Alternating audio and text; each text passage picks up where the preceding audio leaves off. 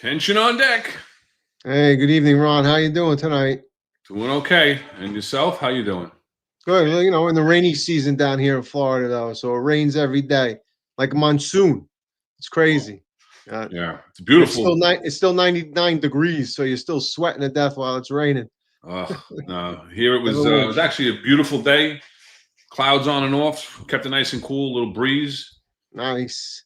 Down at the beach, kids had a little reunion from their pre-K class Ah, very good. before they go into kindergarten. It was nice. But yeah, a lot going on. A lot going on Yeah, around the city here. A lot to talk definitely. about tonight. We're going to get into Mamdami's plan to do away with misdemeanors, right? Or the Democratic Socialists of America, their political platform. And we're going to talk about that a little bit, how that's going to affect New York City even more than pretty much we've had some socialist agendas going on in New York City already, but how that's going to further that problem. And then we're going to break down a couple of videos that have been going around. We had a blue on blue situation in the NYPD just this past weekend. So we're going to talk about that. And then we're also going to get into another video that just surfaced today that the NYPD News had put out about a gun arrest in the 7-5 precinct. And we're going to give our opinions on that because there was a little bit of a back and forth today going on. But we're going to get into a couple of things. I just want to mention a couple of things first. First thing that I want to bring up is something that came out today, this horrific shooting in Minneapolis in the Assumption Catholic School in Minneapolis, leaving 2 children dead, 17 people injured, 14 of those 17 are supposedly children. 2 of them are critically injured in the hospital and fighting for their lives. So, we don't know enough about what's going on. The shooter's been identified. The shooter took his own life or her own life.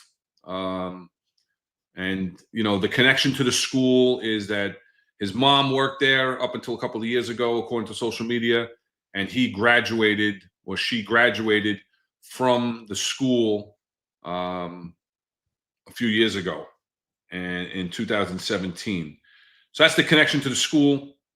It's just a horrific event. It just, reminds you that no matter what you do, sometimes, it's just you think your kids sometimes are safer going to private school, a Catholic school. This happened in a church. The kids were having a mass. It's their first week back into school in Minneapolis, and they were having a mass. And the shooting happened. He shot from the outside through the windows into the church. I watched the initial press conference. I'm not sure if they. I'm not sure if he got in or not. They didn't specify. I don't think they were sure yet. But I think we both saw his manifesto video that he put out, and it's just amazing the amount of ammunition and firearms, and this was all planned out. That supposedly he took the video the day before and he posted it just before he did it. What are your thoughts on? I mean, really, what? I mean, yeah, you always you see it and hear it. It's a tragedy. There's an 8 and 10-year-old that are dead right now because of this madman. I mean, we could go down again, the rabbit hole of who's to blame and who's at fault. But in reality, there has to be things put in place to stop it, and they're not. They never are. All they do is talk, a lot of rhetoric, and it's never ever gonna be solved unless you cut to the root of the problem. But yeah, that was a tragic event, and obviously our prayers are to those the children and their families, and to the 2 poor kids that were killed. God bless you, and we pray for your family. Believe me. Yeah, it's just again, it's unthinkable, and I just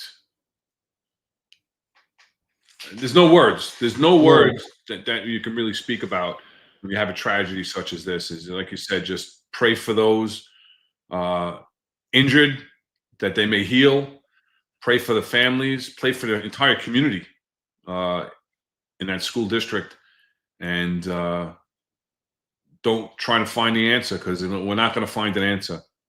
You know, No. Joe and QC Beast both say it. You know, it's pure evil. So, which I just wanted. I thought, you know, that's such a big thing. I just wanted to just, you know, put it up there so, you know, we can put out our condolences, and, you know, a brief thought about that. We can get into another time. Maybe talk about, you know, the need for school resource officers like you have down in Florida.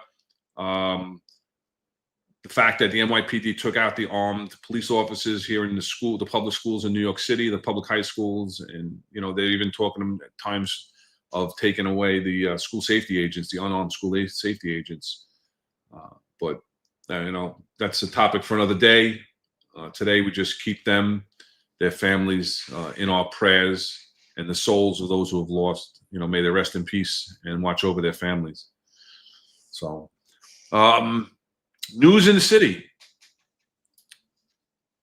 How are There's you? news? There's news? There's some news. Oh, wow. So, you know, we're down the home stretch for election, the mayoral election in New York City. Yep. Our Captains Endowment Association, which, you know, we're both the members of. They cover from captains through deputy chief and police surgeons. And they are proudly endorsing Mayor Eric Adams. And they say, under Mayor Adams, captains are leading from the front, from City Hall to every borough. Mayor Eric is delivering for the leadership of the NYPD. Borough-wide quality of life team captains now lead units focused on illegal mopeds, street level crime, and community disruption, with response times cut by 50 plus minutes. Now that response time is to 311 calls, not 911 calls.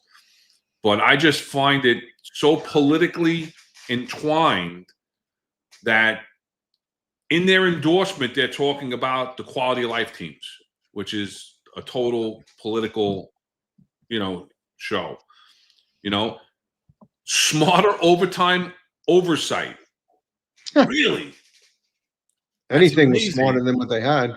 It's amazing that this, you know, under this administration, the problems that we've had with overtime, giving captains clear authority to staff smarter and run tighter, more accountability, more accountable operations, cross-agency coordination, of course, through Kaz Daughtry.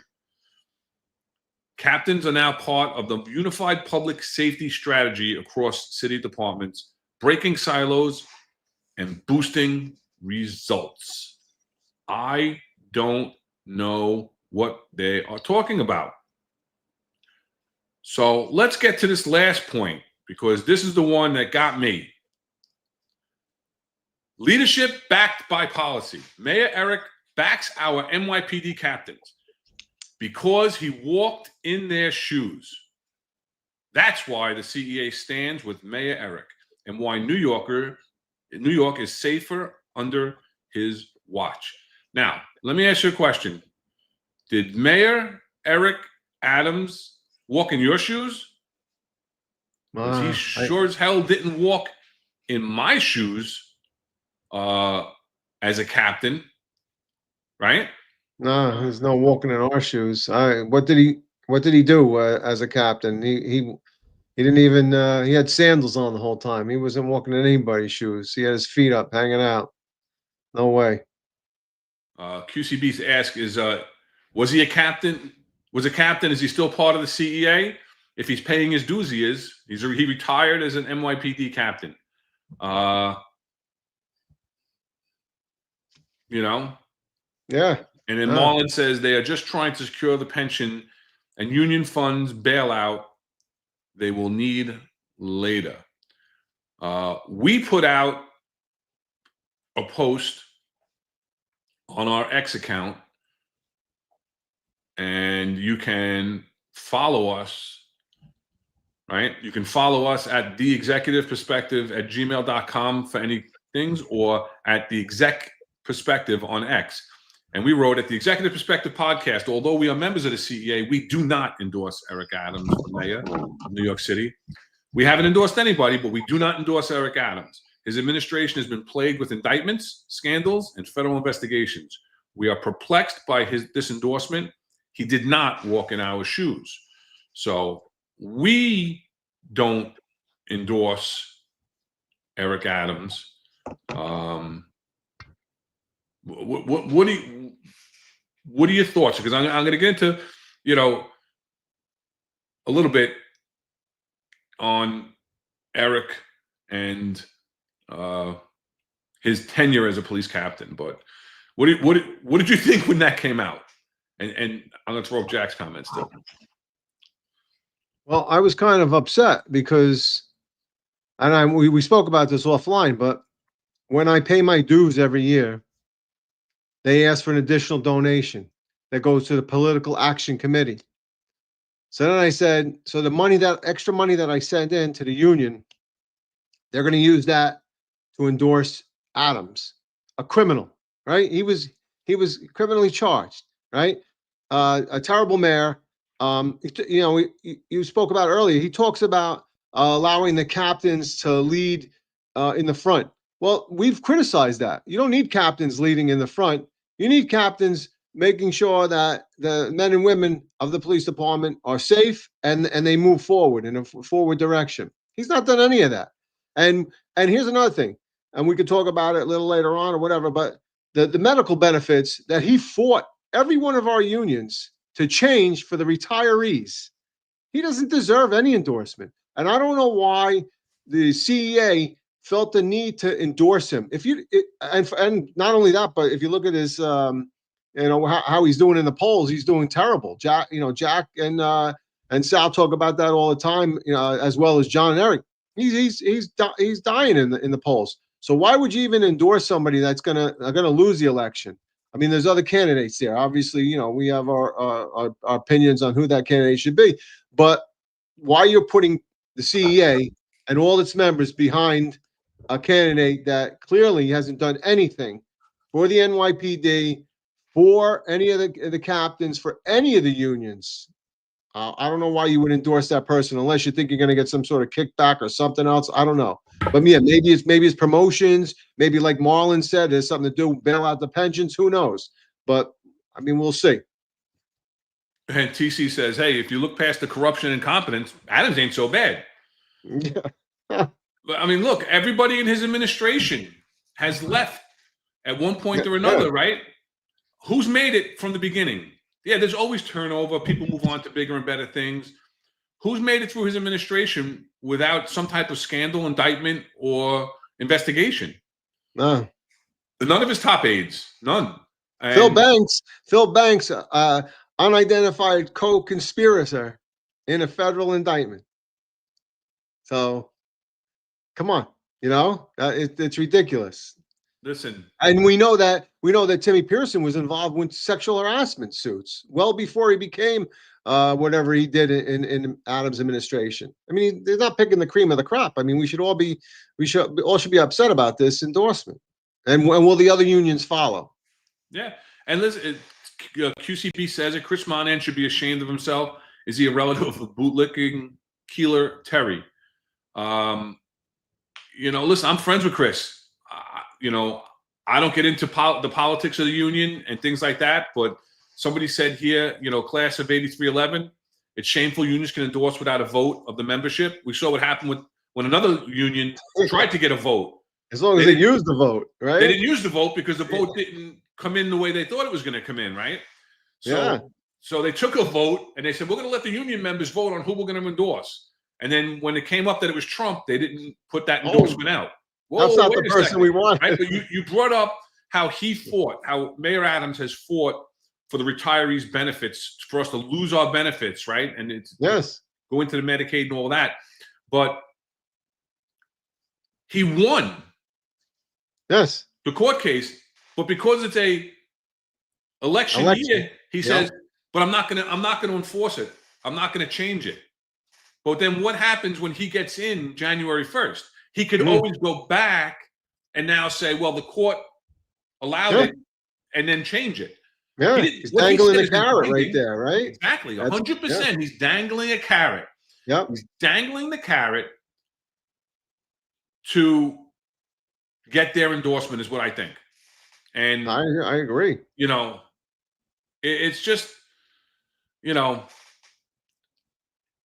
It's again, almost like extortion that he's holding that over the heads of the unions, almost to say if I do win and you didn't endorse me, then I can implement this and all your retirees are going to get screwed, or I'm not going to give you a good contract, or whatever the case may be. But I think he clearly hangs that over the heads. Terrible. and again, that's an assumption on our part. We don't know if that's the case, you know. Yeah. But like, I don't understand how and we talked about this when that other pact of unions led by the DEA, Paul Monroe, where they got all the unions together, stood on City Hall steps, and they backed Mayor Adams, including, was it Nassau or Suffolk County? Why they're endorsing, I don't know. But we question, why would any law enforcement union back a mayor that's been indicted? Granted, he was never convicted.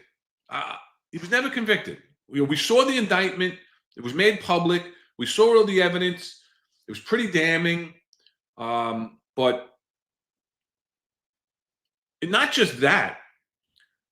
Look at everybody he surrounded himself with.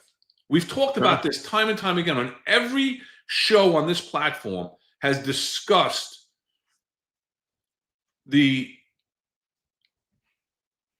incompetence of his selections, and that fact that he has not put the right people on the right seats on the bus to steer this city down the road properly, and how everybody is involved. And listen, nobody's been convicted, right? Well, actually, that's not true. There have been people involved with his campaign finance that have been convicted, that have pled guilty. And people pled guilty in his original case. Right, pled guilty. Yeah.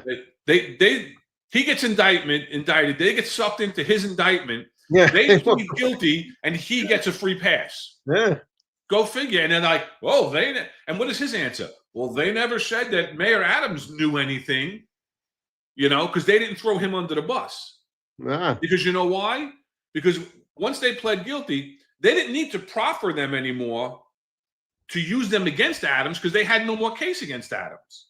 Right. Once the Southern District was directed to drop the case, and 5 or 6 AUSAs left their job because they had integrity and said, this is a good case. This case has been going on since before Trump. This isn't a politically motivated case. This case was brought forth under the Biden administration. Right. And they've been looking at him since before that. Yeah. But, it doesn't make sense. And you talk about he walked in our shoes. Let's look when. Wait, I just wanted to look real quick, because we were talking about the healthcare and stuff.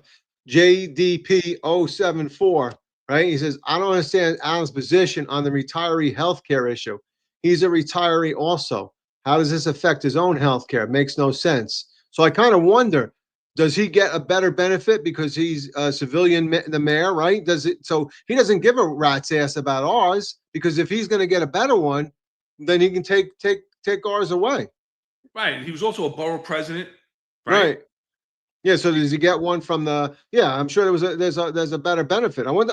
I really question as to what their benefits that they get as a senator and also as council members. All of those. How are their benefits better than ours? Right. So and that was a thing with the United States too. It was the House of Representatives, the Senate. What about their health care? All that. How good of a health care do they have? Are they putting out any money as opposed to all the citizens? And why can't they fix that? That's a whole another topic. But I see what JDP. I mean, I totally agree with you. I think it's BS. That he should be stuck with what we get. He should be involved in the same thing. Yeah, and Jack, I was actually going to ask Jack to throw this up. I'm glad he did. You know, it's hard to understand. This is Jack Stern from the Finest Unfiltered family. Hard to understand why union heads with mansions in Massapequa are lining up to support a fourth place candidate that's polling at plus or minus 10%. I mean, wow, listen, he must be on a run because he's above, you know, he's back at double digits. You know, he's teetering at that 10% mark now. Yeah, but I don't understand. And again, he's not even a front runner at this point. And now you're jumping on the bandwagon. And he just picked up, I saw just before we went live, I saw he picked up another union endorsement, a DC, one of the DC unions. Maybe somebody could put it out for me that covers the sanitation workers for the city. Yeah. And they just endorsed him. I don't know. I don't know what the reasoning behind it is. I would rather know. He forced. Listen, he's forced more work for them because he made us all get garbage cans. You know, for each specific. I don't know if that makes their job easier or harder that we have more garbage cans outside instead. Another pickup for them, right? The compost. We had the recycling day once a week, but I don't know if it's easier for them to take it out of a garbage can or just the plastic bags that we used to leave out with the recycling. I'm not sure. But didn't John say the compost were going in the same way the regular garbage went anyway when they went to the dumps, right? They do, and they did away with the compost mandate for now. Yeah, so we're not even mandated to do the compost after I had to buy the garbage can. They were stealing them too, and they stole John's, right? Because he's not there. They stole John's from his house, right? You know. But yeah, it's bad. So let's get into Mayor Adams and his tenure as a captain, right? It's a little, you know, because I cropped this from his charges and specifications, right? He was appointed in 1984. He made sergeant in 93, made lieutenant in 98. So good for him. He passed the tests, right? The 84 to 93, I think, was one of those long stretches that there wasn't a sergeant's exam, maybe. That's why there might have been that long a stretch. Yeah, you know what? There were the B lists during that time. That's what happened. So then lieutenant in 98, and then he made captain in June of 2005, right? So what happens when you make captain? You spend a month in BMOC, right, which is the promotional school. Yeah. Right? The leadership development school. You spend a month there. So that brings you to July into, you know, the end of July of 2005. Then he gets assigned to the 6th precinct as the executive officer, right? I don't know how much time he had on the books to run his time. Like I had almost 2 years on the books when I retired. So that means when I decided to retire, you know, I was running vacation time for 2 years prior to my official retirement date. So I don't know how much time he had on the books. Obviously, it wasn't a lot because from his 50A, he left in the end of April, or he ended his service in April of 2006. This is from his 50A. So that's July of 05, he gets out of BMOC. April of 06, he retires. 7 months later. And of that 7 months, did he take his terminal leave? In 2006, you couldn't get paid for your terminal leave, right? So you got 2 months of terminal leave. So take 2 months of terminal leave off of that, right? So now you're talking about 5 months as an active captain, minus any time he had on the books. Was he transit or housing? Because his tax number was transit originally. Yeah, that's why he's got a 909. He was original. Yeah, no, absolutely. He was an original transit. But and I think QC Beast is right. He is a quota sergeant because I think 1993 is when we took the sergeant's exam, right? You took the 93 exam, right? I didn't get on the job until so the 1993 sergeant exam, which I took, that was the first exam after they were done with because there were lawsuits and there was A and B lists. So there were a lot of quota sergeants at that time. I remember sergeants that, and they weren't just male blacks or minorities. There were male whites that were quota bosses too. They got low as 50 on the test, and they still made them sergeants. You know, so crazy. So how much time was he really walking in our shoes?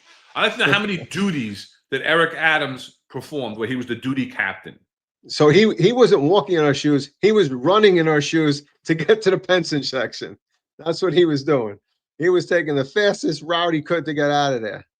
So He ran. If in our shoes, you know. No, he didn't do anything. He didn't do anything. That's it. Even if he was just maybe he was an XO for a couple days before he put his papers in, but he was nothing. He was nothing. There's no captain command experience at all, at all. Right. So QCB says he ran for Senate in 2006, so he's running for office while he was a captain. No, I'm sure because he already got in trouble. He got charged in specification as a captain for going on TV and criticizing the mayor and the police commissioner Right. while being identified as a captain and Yeah. not the president of the 100 blacks in law enforcement who care. His argument was, well, I was representing, and everybody in Right. that fraternal is always addressed as their rank, and nobody bought it, and he took a hit, and then retired. And yes, and then he left. He left in April. So, and while you are running your time, whether it be terminal leave or your vacation time prior to service separation, you're allowed to do things that you can't do while you're an active member. So you can run for office if you've gone down to the pension section, you've dropped your papers, and now I'm going to retire. It's now August 27th, right? So I'm retiring December 31st. So between August 27th and December 31st, once I drop my papers, I could do whatever I want as long as it's legal. I don't have to, as far as department guidelines on residency requirements or job requirements or anything like that, I can do. So you can run for Senate if you're running your time. And then from April on, he's a civilian, I'm going to tell TC I'm going to be, if he's going to make that, I'll be 101 then. I'll join that group. Instead of 100, make it 101. 100 times who didn't give a, oh, yeah. Oops. I didn't read the end of that one. Okay, TC. But yeah.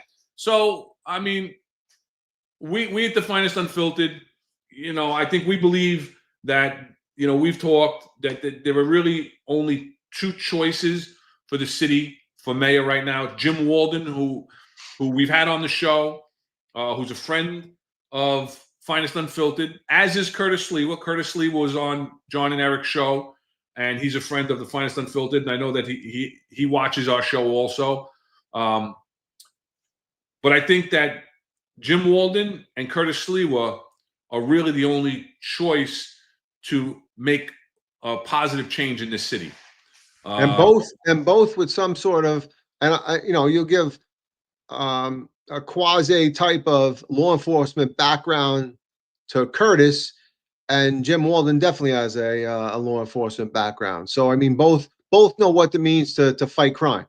So that's what the city needs. Not somebody that's a criminal already and just gonna be there and do the same stuff that he's complaining about now. Yeah. So yeah, Curtis Lewa, he's been involved with the Guardian Angels forever. We learned on Eric and John's show, I believe it was, why he wears the red beret.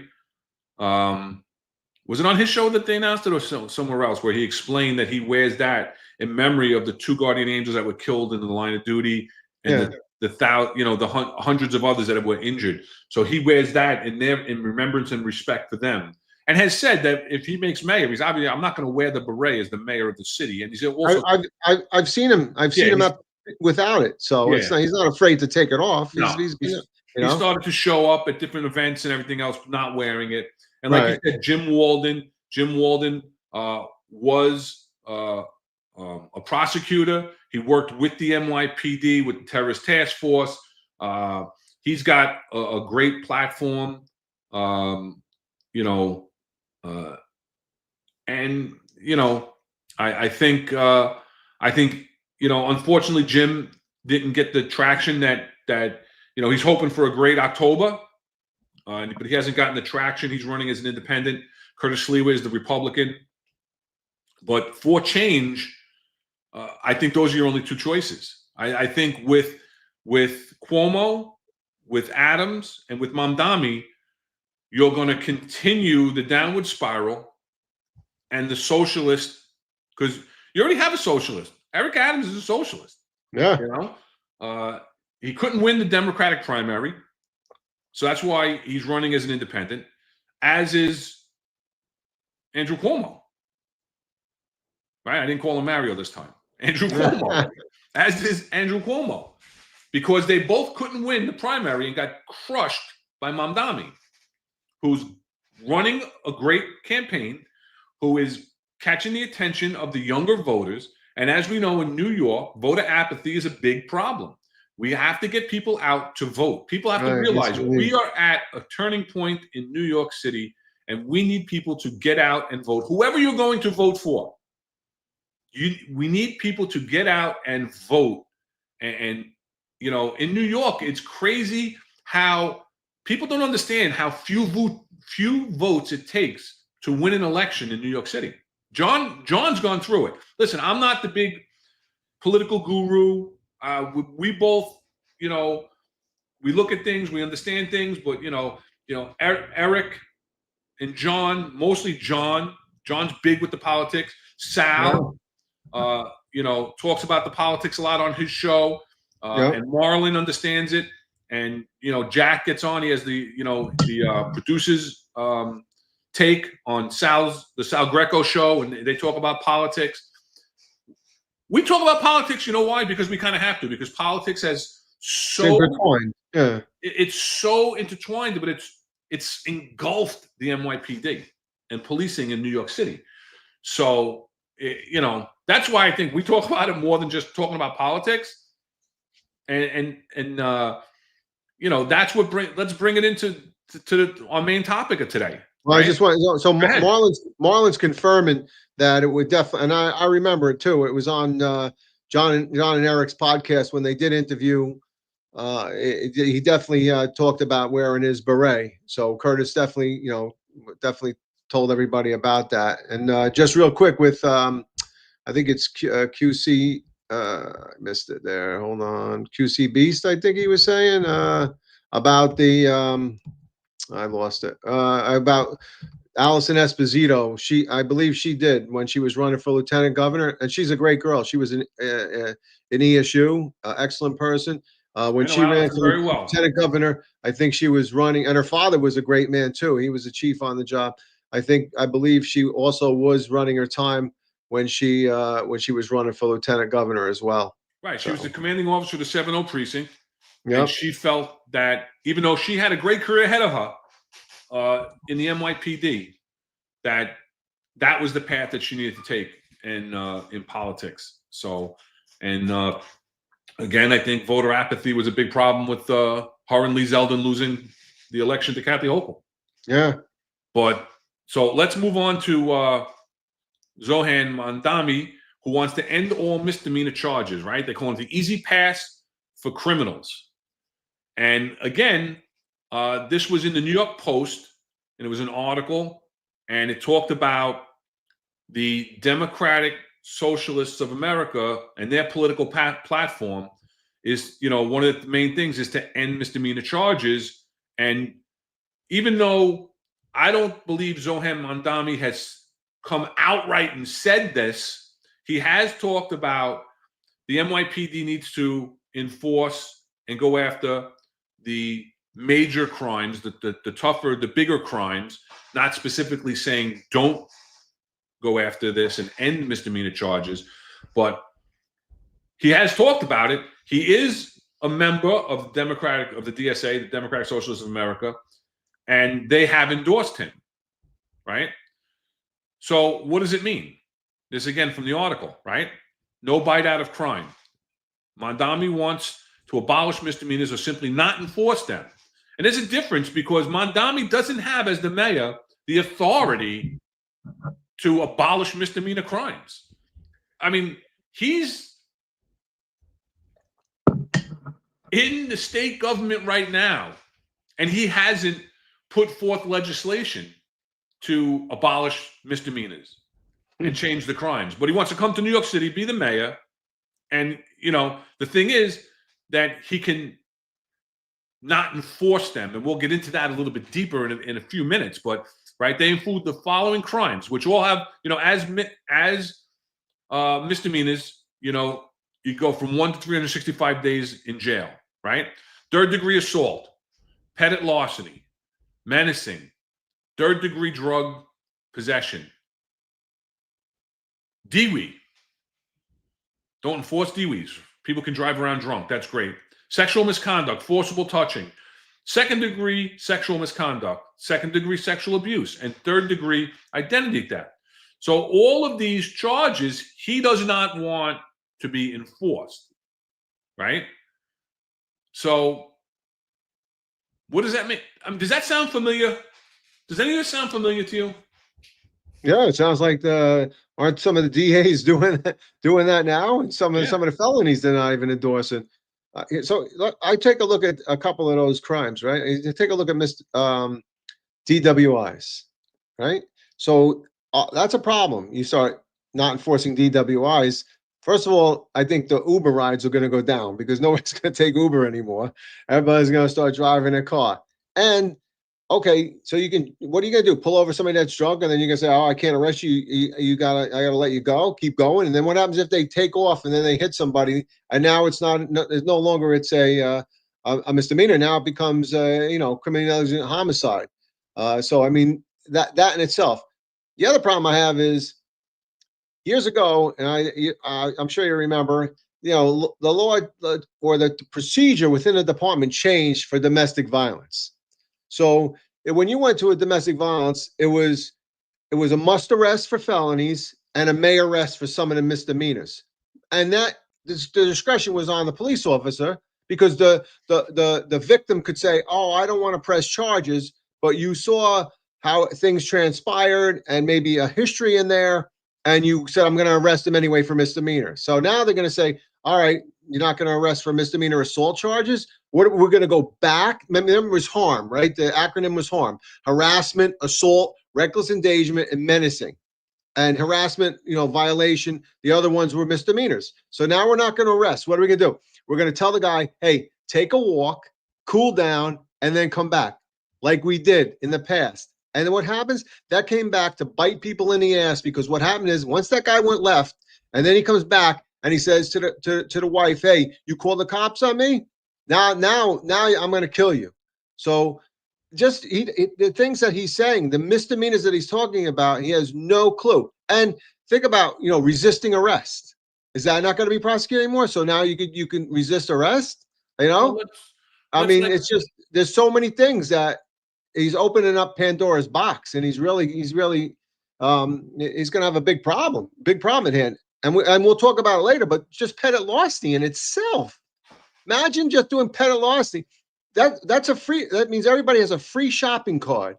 You know what? When I'm up in New York, and I often travel to New York, and I'll tell my family up in New York, just go in the pharmacy and make sure you don't take anything over $1,000, and you'll be fine. Yeah. So Tony Issue also, he says he also doesn't have the authority to make MTA buses free. The MTA is run by the state. That's true. Thanks, Tony. Yeah. Tony's a good friend of the podcast and the network. But it's unbelievable, and I lost my place in the thing. It's in the penal law too. It's not that it's not in a city code. It's not administrative code. It's a penal law which comes from the state. So, but John, I'm sorry, Rob. Does that matter? Because it's in the penal law. Right. We arrest them, right? But you have to have district attorneys that are going to prosecute them. I don't know when the title changed. When you're a prosecutor, it's your job to prosecute the crimes that are on the books. If you want to be a legislator, go up to fucking Albany. Go up to Albany and change the laws.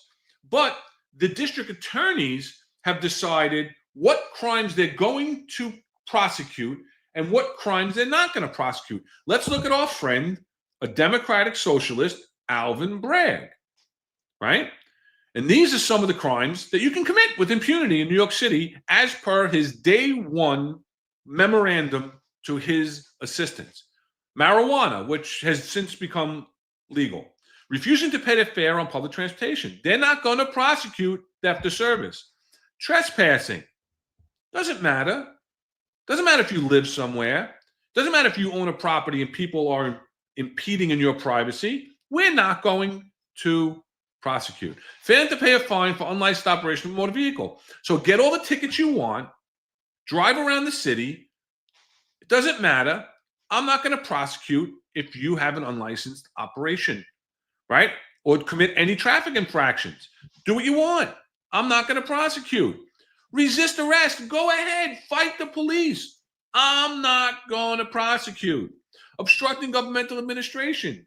Get in the way of the police. Interfere with their business. I'm not going to prosecute. Then we have the prostitution. Listen, I understand the argument that a lot of sex workers are being used through human trafficking and are being forced into prostitution. But that doesn't, you have to be able to differentiate that and then use prosecutorial discretion not to prosecute somebody and to save them through some other type of resources, right? And then most other misdemeanor offenses, right? Yeah. So not even that. Let's talk about where Bragg doesn't allow his assistants to ask for pretrial incarceration, right? All of these crimes, there's a presumption of pretrial non-incarceration. Robbery, burglary, breaking and entering, carjacking, possession with intent to distribute any drugs, witness tampering, domestic violence, arson, bribery, kidnapping, larceny, use of a child in sexual performance. And you're saying that person doesn't need to be in jail before they go to trial. Criminal possession of a firearm. You can have a gun. Go out there. Don't worry about it. No incarceration prior to your trial. Child endangerment. I have a big issue with child endangerment because you put a child at risk and now literally you come back out and you got a DAT or whatever, or you got released and you come back. What do you think you're going to do to that kid? I mean, that's insane. It's just stuff that needs to be taken care of, and they're just not doing it. I mean, it's a revolving door and they're just letting people come right back out. And I just got to clarify something because I got a text message that I'm defending prostitution. I'm not defending prostitution. What I'm saying is that I understand that there are some people in the sex work, prostitution, realm that are forced into it. And if you arrest someone and find out that they're being human trafficked and they're being forced into this world of prostitution, that they should not be prosecuted, but they should be saved from that. And they should be given other resources to help to get them out of that cycle and under, the forced labor, as it is, of the world of prostitution. So that's just to clarify my point on that. And then Marlon says this is just the further Californication of New York, turning New York into California, 100%. Yep. Yeah. I agree with you with the prostitution. I think that if they're young kids that are being forced into that it's totally wrong. And I also believe in prosecuting the Johns too. I mean, they used to do Operation Losing Proposition, where they would get the Johns. They would, they get a police officer would dress up like a prostitute with what's at that time was the Kel, the wire, and the person would make the offer and they would arrest the John. I don't have a problem with that either, because I think that is extremely important too. Supply and demand, right? So, Ulysses, I saw that you kept posting this on another show. Ask us at the end this question, or mark this down, Rob. You like to mark down the questions. Ulysses keeps asking this question. We'll answer this at the end when we have the portion of the show called Ask an Executive. I know you kept putting it up in another show in the chat, so you don't need to keep putting it up. We're marking it. We'll answer it later. Right now, we're going to stick on topic. Thank you. Yeah, I'm sorry. I got a little thrown off because I just wanted to let him know before he starts spamming No, the that's all chat right. with that. But yeah, it's just this is what we're dealing with already, and that's why I said that Mondami coming in to New York City as the mayor is just going to make it worse. It's going to continue on the downward spiral that we're on and actually get worse. Because although, as it's been stated by us and as it's been stated by the law, he cannot, and people in our chat, right, and the other shows in the network, he cannot just change the laws. But as the mayor, he will select the police commissioner who will set forth the policies on what the NYPD should be enforcing. Now, again, I don't think that's a legal order. You can't tell a police officer you're not to enforce this law. If someone steals something, you're not going to lock them up. That's why we have a problem where you have these people that are getting locked up, and it's the revolving door of justice. And then it comes back where it's the police's fault. It's the police department. It's our fault, right? That, our meaning the police department, that crime is out of control. When you have, we're gonna talk about, a guy who's out committing all these crimes and then gets involved in an incident where a police officer winds up getting shot. We're going to talk about that, but it's just another example of the revolving door. So, now he's getting in line with Alvin Bragg, and again, he's a prosecutor. How does he have the right to just not prosecute and to downgrade all these crimes and to all this up? But that's what the people voted for. He didn't hide that. He ran on that platform and he was elected as a district attorney. Now he has a record that he's running on, and he's up for re-election also. Yeah. So if people want to change, people need to get out and vote. Yeah. No, I think that so if I was a police officer, or I guess the police commissioner could come down and say, I don't want anybody making a misdemeanor arrest. But like you said, I don't believe that to be a lawful order.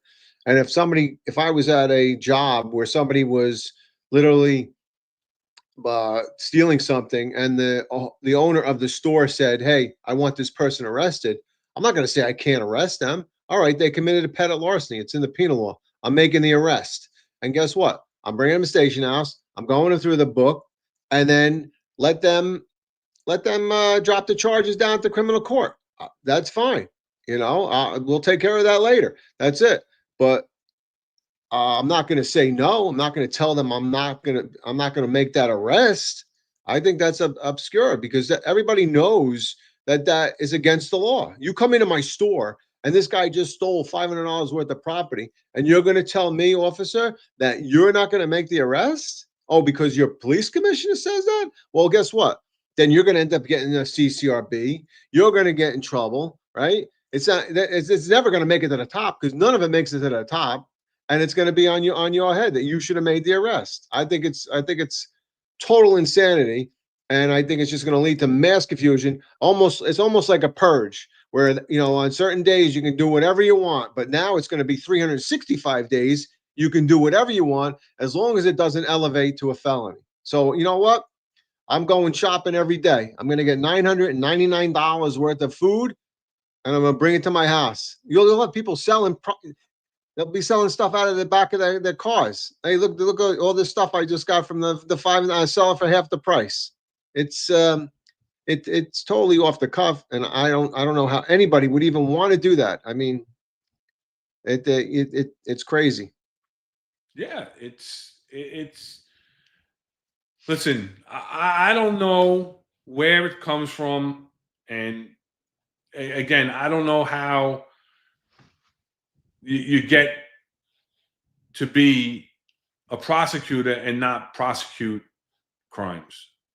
It blows my mind. Yeah, no, I agree. How do you just say I'm not going to certain crimes I'm not going to prosecute. When, like you just said, you're a prosecutor. Your job is to prosecute the crimes. Hey, you want to make plea deals? I get it, right? You want to get a conviction rate? I get it. I can't tell you how many times you made an arrest for a felony, and next thing you know, they're pleading out to discon or whatever. Hey, didn't bother me because you know what? I made the arrest. I did what I had to do. If the district attorney wants to plea it out and get a conviction because it's a discon, or if it's a adjournment contemplating dismissal, ACD, that's not my job. My job was to make the arrest and bring the person before the judge, and that's what I did. So I think, what XTW 4586 is Soros funded DAs. Absolutely, do less. Look, find the funding. Who's putting money to his campaign. I mean that's where we need to go. We spoke about this also with the demonstrations. You want to kill the snake, you got to cut it off at his head. So who's giving the money? That's a great point. Yeah. So as we're preparing for the show, right? Cuomo puts out an X post that basically gave us some content, right? And so let's just run through it real quick, because this is what the Democratic Socialist of America political platform is, right? The greatest hits of insanity is what Cuomo called it. And so he starts posting these things, right? So let's go through them. Abolition of the carceral state. We must constrain, diminish, and abolish the carceral forces of the state from prisons and police themselves to their manifestations in all forms throughout society. So there you go. Defund the police. Don't incarcerate people. Let people go out and get out of jail or not be in prison at all. Yeah. So look at the NYPD. I'm going to say there are about 27,000 to 28,000 cops left, right? So he's effectively done that. Look at our prisons, right? They're ready to sell Rikers Island and put a casino there, right? So they've gotten rid of the prison, and you look at the prosecution of crimes. So it sounds like everything that particular thing is already being done. So is Mudami going to do more? I don't know how much more he could do. Yeah, we could completely eliminate the police department.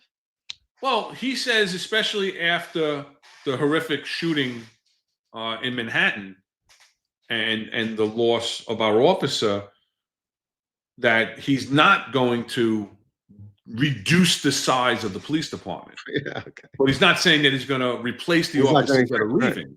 No. He's just not going to defund the police and reduce them. He's, again, talking about what he's going to use the police for. And you know what? And to some points, it does make sense, because the police department is the catch, right? It's the catchment. It's the catch-all, the do-all for every city agency in the city that's incompetent. They're incompetent, so let the NYPD do what they're supposed to be doing, right? We had a great homeless outreach unit, right? And Curtis Lee says he's going to reinstate that, which I think is a great idea, because I think they did a great job. They went out and they addressed the homeless conditions and got them services. They didn't lock them up. They got them services. Started in transit, and then it went expanded citywide, right? But Mondami is going to put out the social workers. So is that really the answer? Because they're just going to get hurt. He's going to put together these community-based partners that are going to go out and address these 911 calls and things like that. Yeah. So, it's just, he's not going to defund the police now. He's not, he's not going to, he backed off of certain things because of the political climate. I mean, how are you going to talk about all those things, when we're burying a cop? That's still the line of duty. And it happened on Park Avenue, right? So a lot of money comes from Park Avenue. You don't want to piss those people off also, right? So, I mean, you're going to say that, I'm not going to do all these things, but in reality, by not doing other things, such as hiring new police officers, you are in effect defunding the police, as retirees will continue as these larger classes and everybody else comes up for retirement. Nobody wants to stay with that. So yeah, You will defund, and without that prosecution, you will instill fear in everybody else. So all the things that you can say you're not going to do, per se, are still going to be done. So Yeah. Let's look at the next. Well, Marlon says because Adams already did the dirty work, getting rid of all the veterans, aka the most experienced tier of cops, the tier 2 cops. yeah, that's right on. That's the whole thing. That's what I said. Yeah, He's yeah. not going to defend, but he's not going to increase the staff. No, through attrition. He's defunding the police through attrition. yeah. So yeah, I'm not going to defund the police, but I'm not going to do anything to help the police. And by what he did there, by doing that, by getting rid of all the senior cops, we know that derails the direction of the police department. Now they have to learn the job as opposed to being told the ways of the job. Yes, it can turn a little bit left, it could turn a little bit right, but if you don't have that straight and narrow road where everybody remembers it and people learn from it, it's going to detract, and you're going to see problems. There's going to go off to the right or whatever. The experience is not there, so they're not going to know what to do for certain things. Right. It's going to be terrible. And remember, we're going over the DSA political platform right now that Cuomo put out. These are all Cuomo. These are I did it again. These are Andrew Cuomo's bullet points from his ex posts that he put out a couple of days ago. So this is the DSA political platform. This is not necessarily Mondami and this isn't coming from Mondami's, political platform, but he's a member of the DSA political platform. So, he wants it sounds like a lot of his stuff though. 100%, 100%. Because he is a Democratic Socialist of America. He's part, right. He's a Democratic Socialist, Democrat. How many Democrats have gone over? It really should be a third political party, right? Another political party. You have the independents, the Democrats, the Republicans, and the DSA, right? But and investment in the police training, which is insane because we always say that the police need more training, right? And we're going to talk about that again in a little bit too, but need more training. And again, we already crushed the end all misdemeanors, right? What's going to happen when we end all misdemeanors, right? It's tough enough as it is right now, right? Listen, my kids love Oreo cookies, but and I'll do anything for my kids. But how long do I want to stand waiting for somebody to come with a key to give me my Oreo cookies, like we see here? They're locked up behind the counter. Well, they're locked up there on the shelf. I got to ring the bell and wait for somebody to come. No, you got to be smart about it. How much does the lock cost?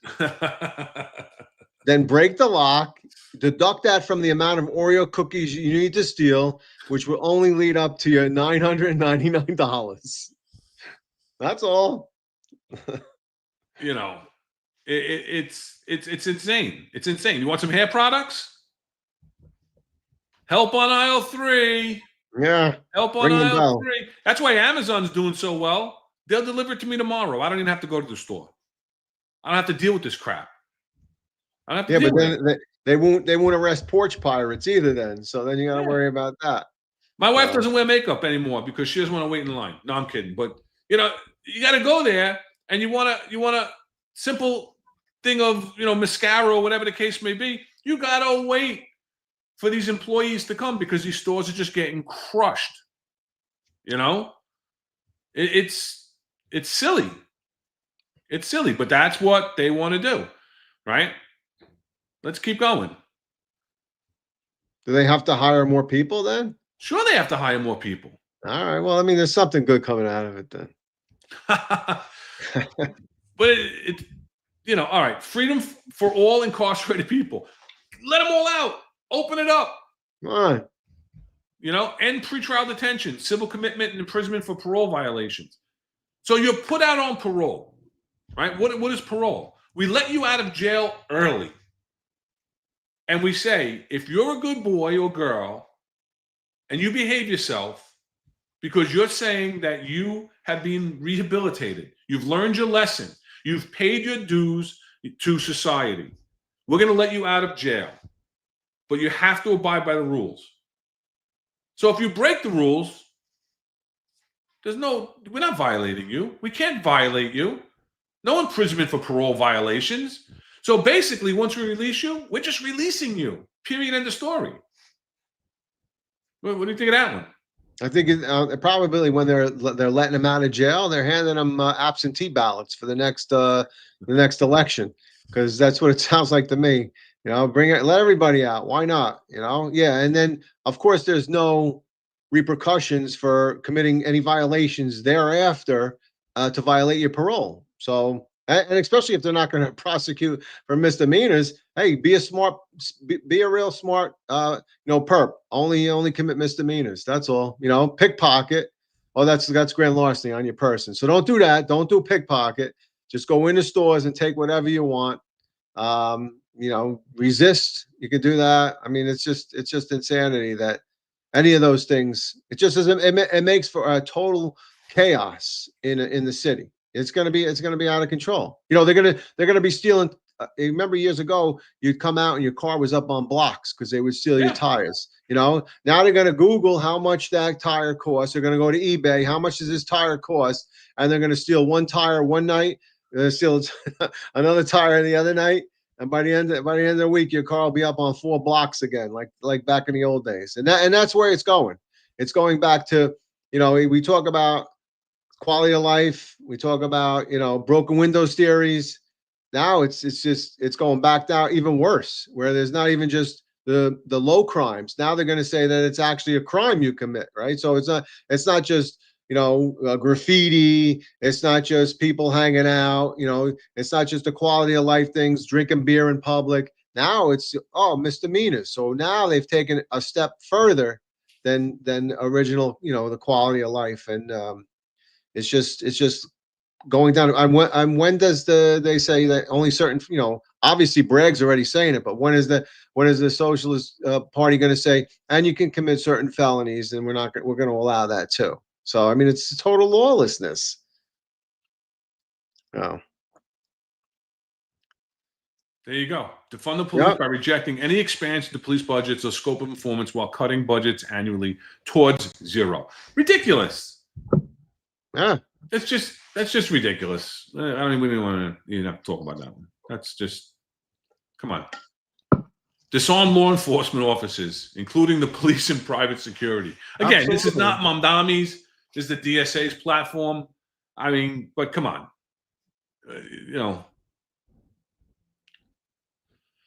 And then here, repeal local ordinances that criminalize people involved in the sex trade, drug trades, and street economies. What's Kaz going to do? He's not going to be able to make videos over on Canal Street anymore. No. Right? Criminalizing homelessness. Nobody criminalizes homelessness. Right? I'm not saying homeless people aren't arrested, but they commit crimes. I remember, and we've talked about this, and John's talked about it.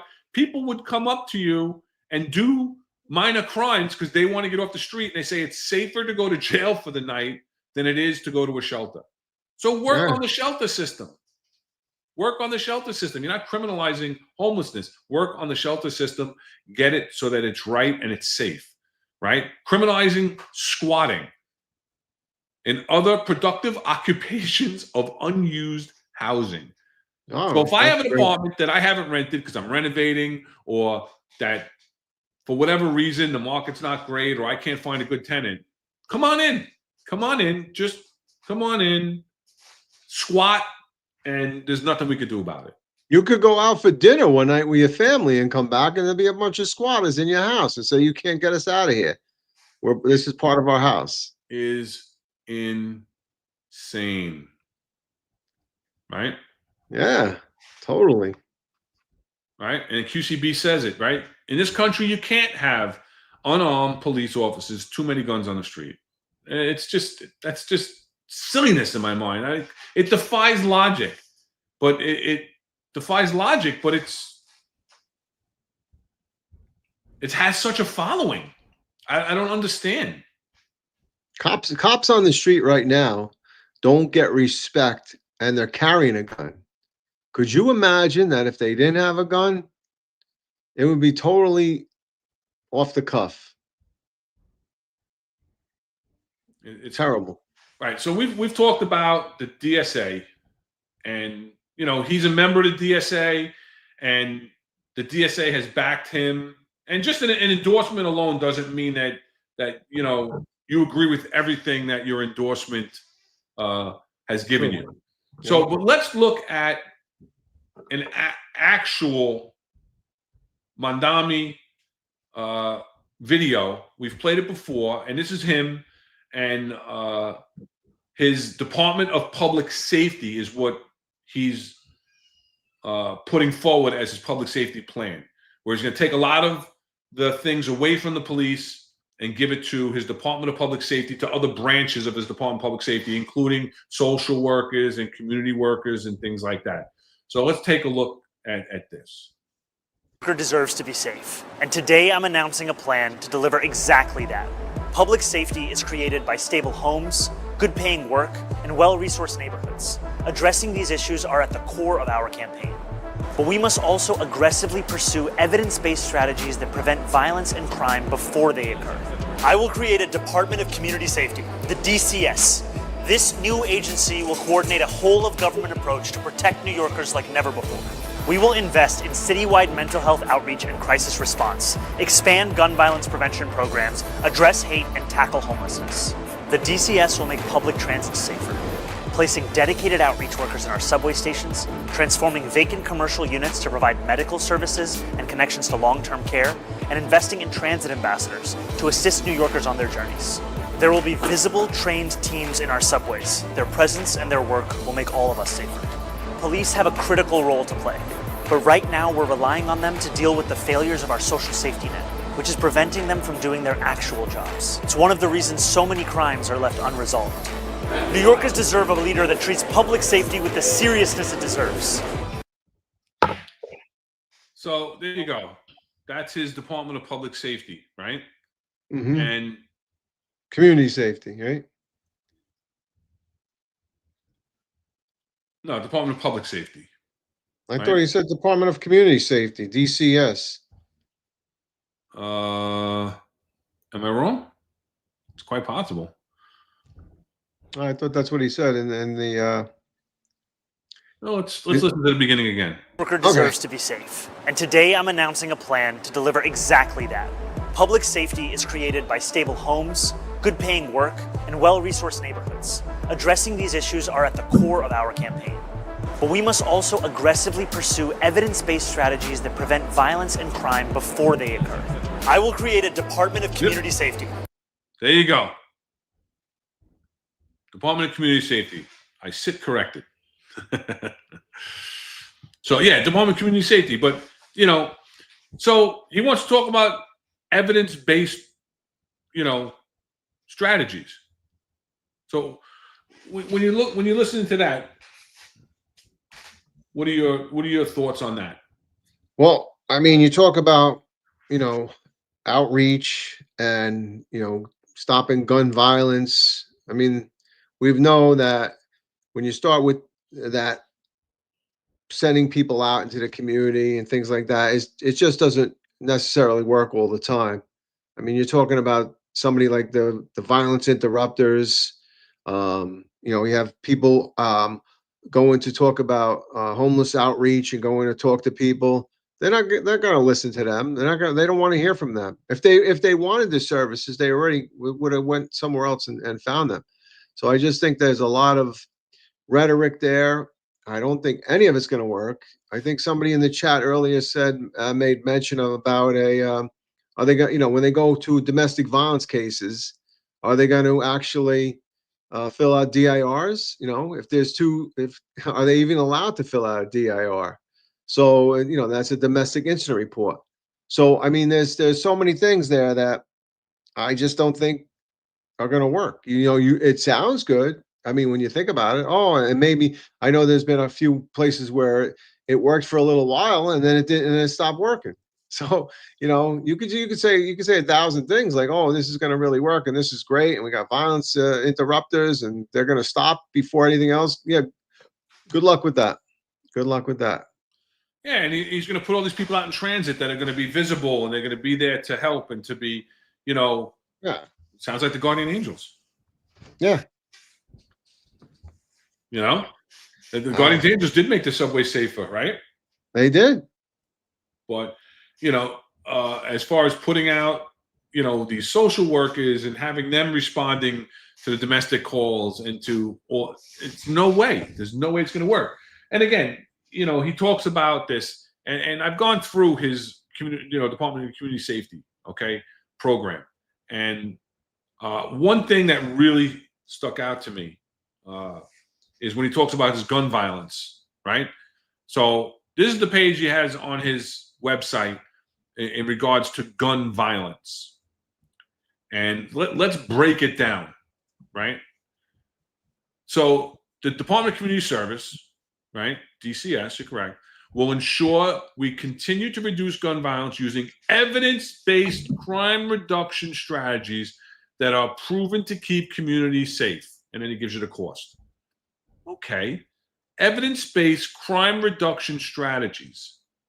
So he called the police department racist in the past because of the way we police, right? Because we're policing the black and brown communities. We're over-policing the black and brown communities, right? While gun violence has been decreasing across the city, it remains a crisis, one concentrated geographically and racially. 2/3 of the city's shootings happen in the poorest neighborhoods, which are predominantly black and Latino.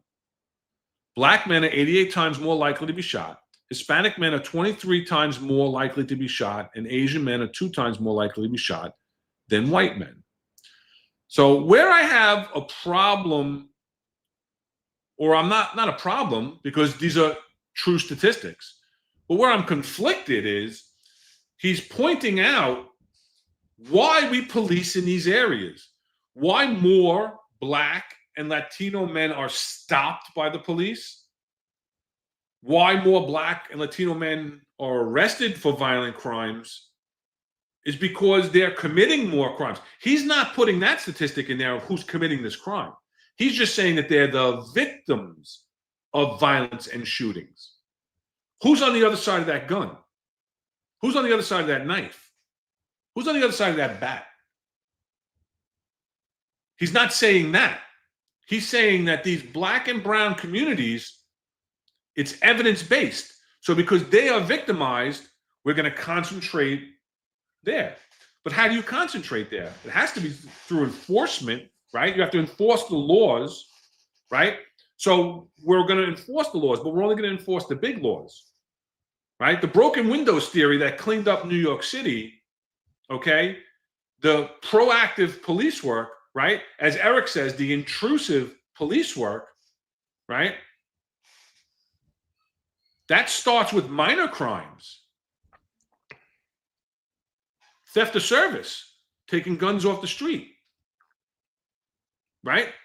So if Alvin Bragg isn't going to prosecute it, they don't really want you to enforce it because they're just going to throw it right out anyway, right? And then they're going to say, well, you didn't really have a reason to stop him, so that gun's no good. The fruits of the poisonous tree, right? So he's making the point that he's using against the police by saying they are the victims. But he's not giving you the statistics on the other side of those shootings, homicides, and assaults. Yeah, no. So you look at, right, that's when 250s, you have 250s, stop, question, and frisk.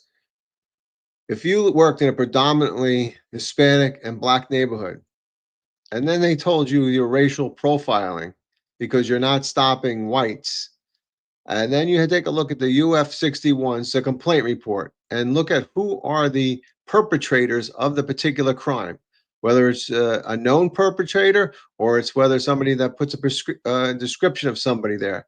And if that description is a male black or a male Hispanic, it is not fruitful to stop male whites to get a number. So clearly what he's demonstrating there is, I think he does it wrong is that saying that, oh, you can't do that, you can't do that in that type of neighborhood.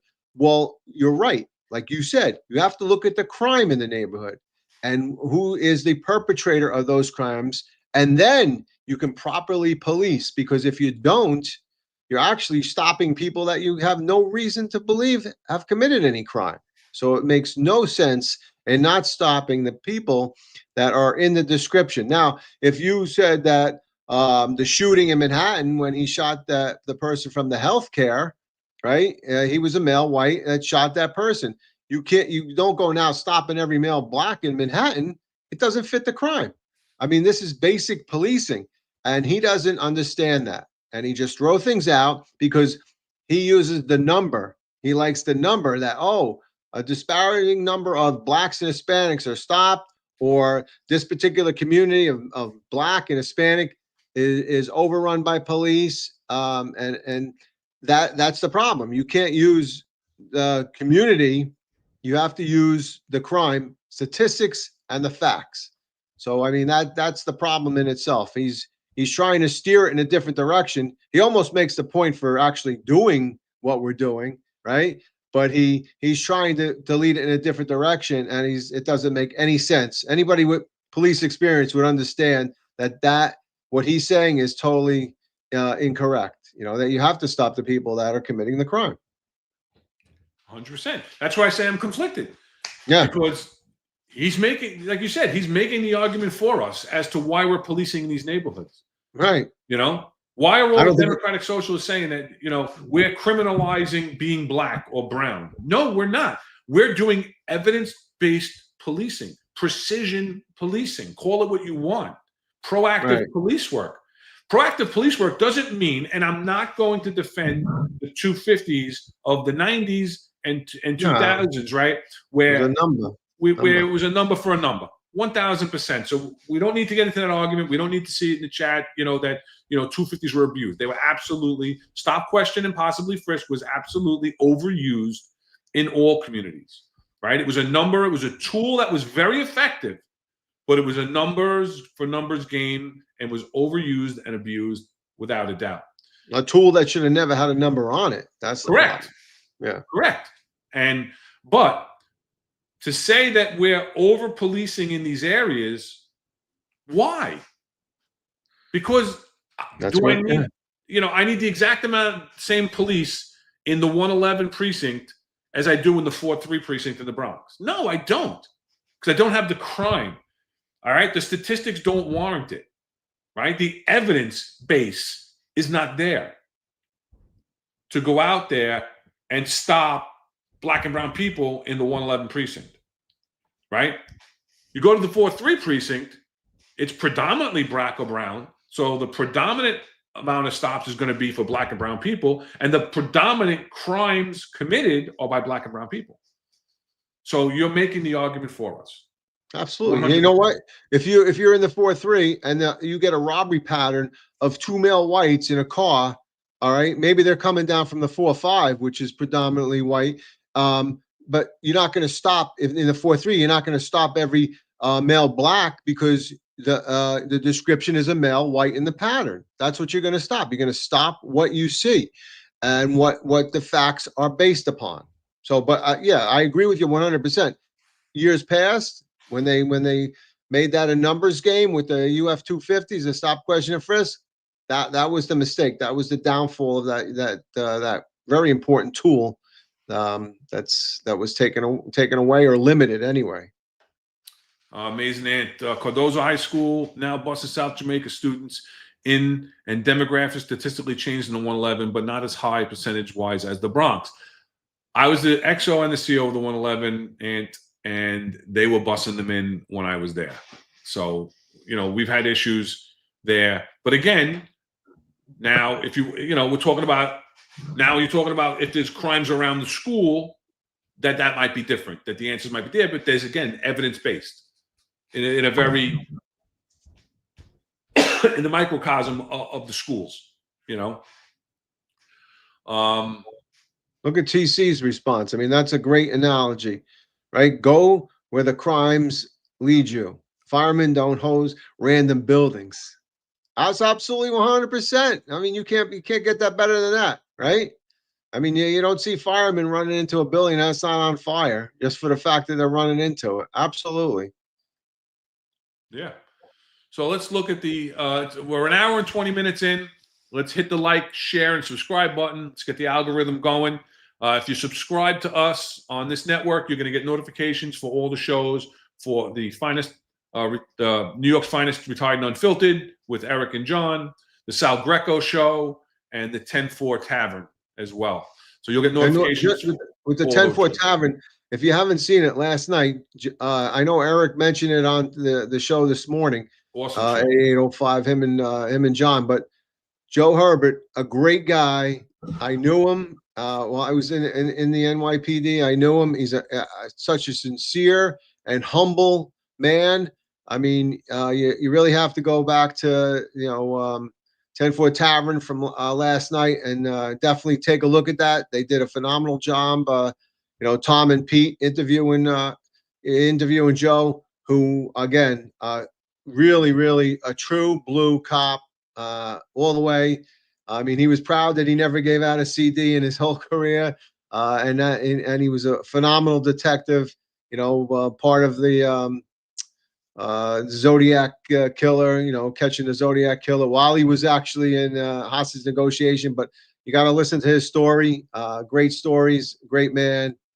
Please go back and take a look at that. They did a phenomenal job last night. And Joe, you're a great man. Yeah. No, absolutely. They come out. They have some great guests, and that was a great show last night. And like you said, he's a very humble individual, and it's a definitely go back, watch the recorded episode.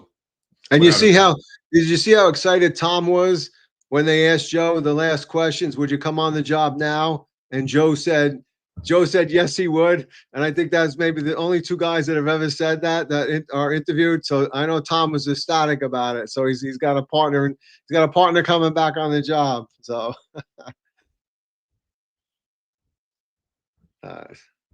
yeah, absolutely. All right, let's look at the third part of that thing. Right, the Department of Community Safety will centralize, expand, and invest in community-based violence intervention programs through the crisis management system, including gun violence interrupters.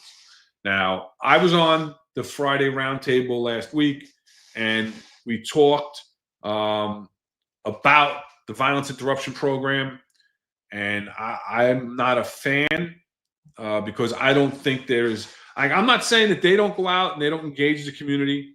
I'm not saying that there's been zero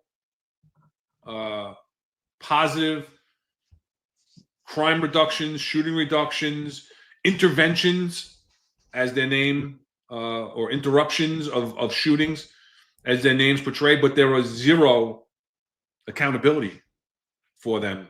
They answer to Mock J, which is the Mayor's Office of Criminal Justice.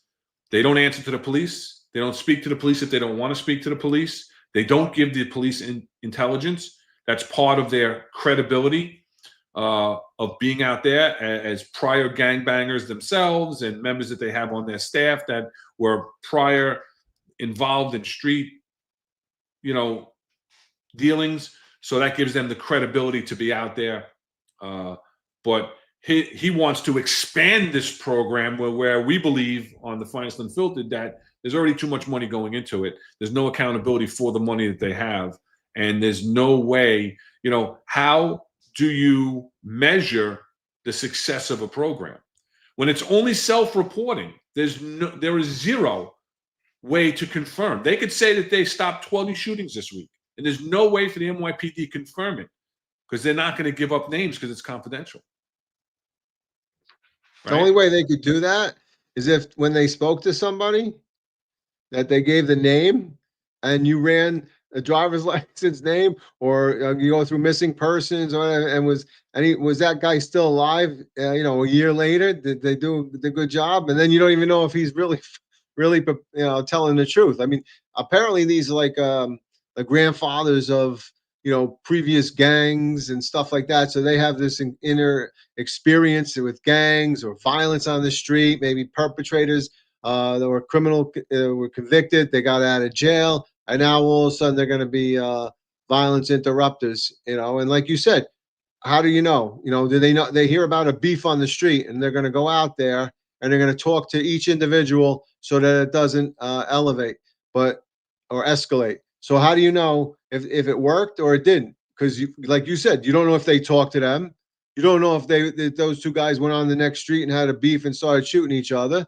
So and they're getting paid for it, right? I mean, you told me the other day they get paid for it. I mean, that's insanity. And I think they get cash for it. So it's not even like they're getting paid through a check or anything. So I mean, to me, it just sounds like they're giving money out to people in the community. Yeah, do this, do that, and there's no accountability. So there's no matrix for success. no. And like I said, I'm not saying that there hasn't been success. I'm not saying they haven't been Oh, involved. could be.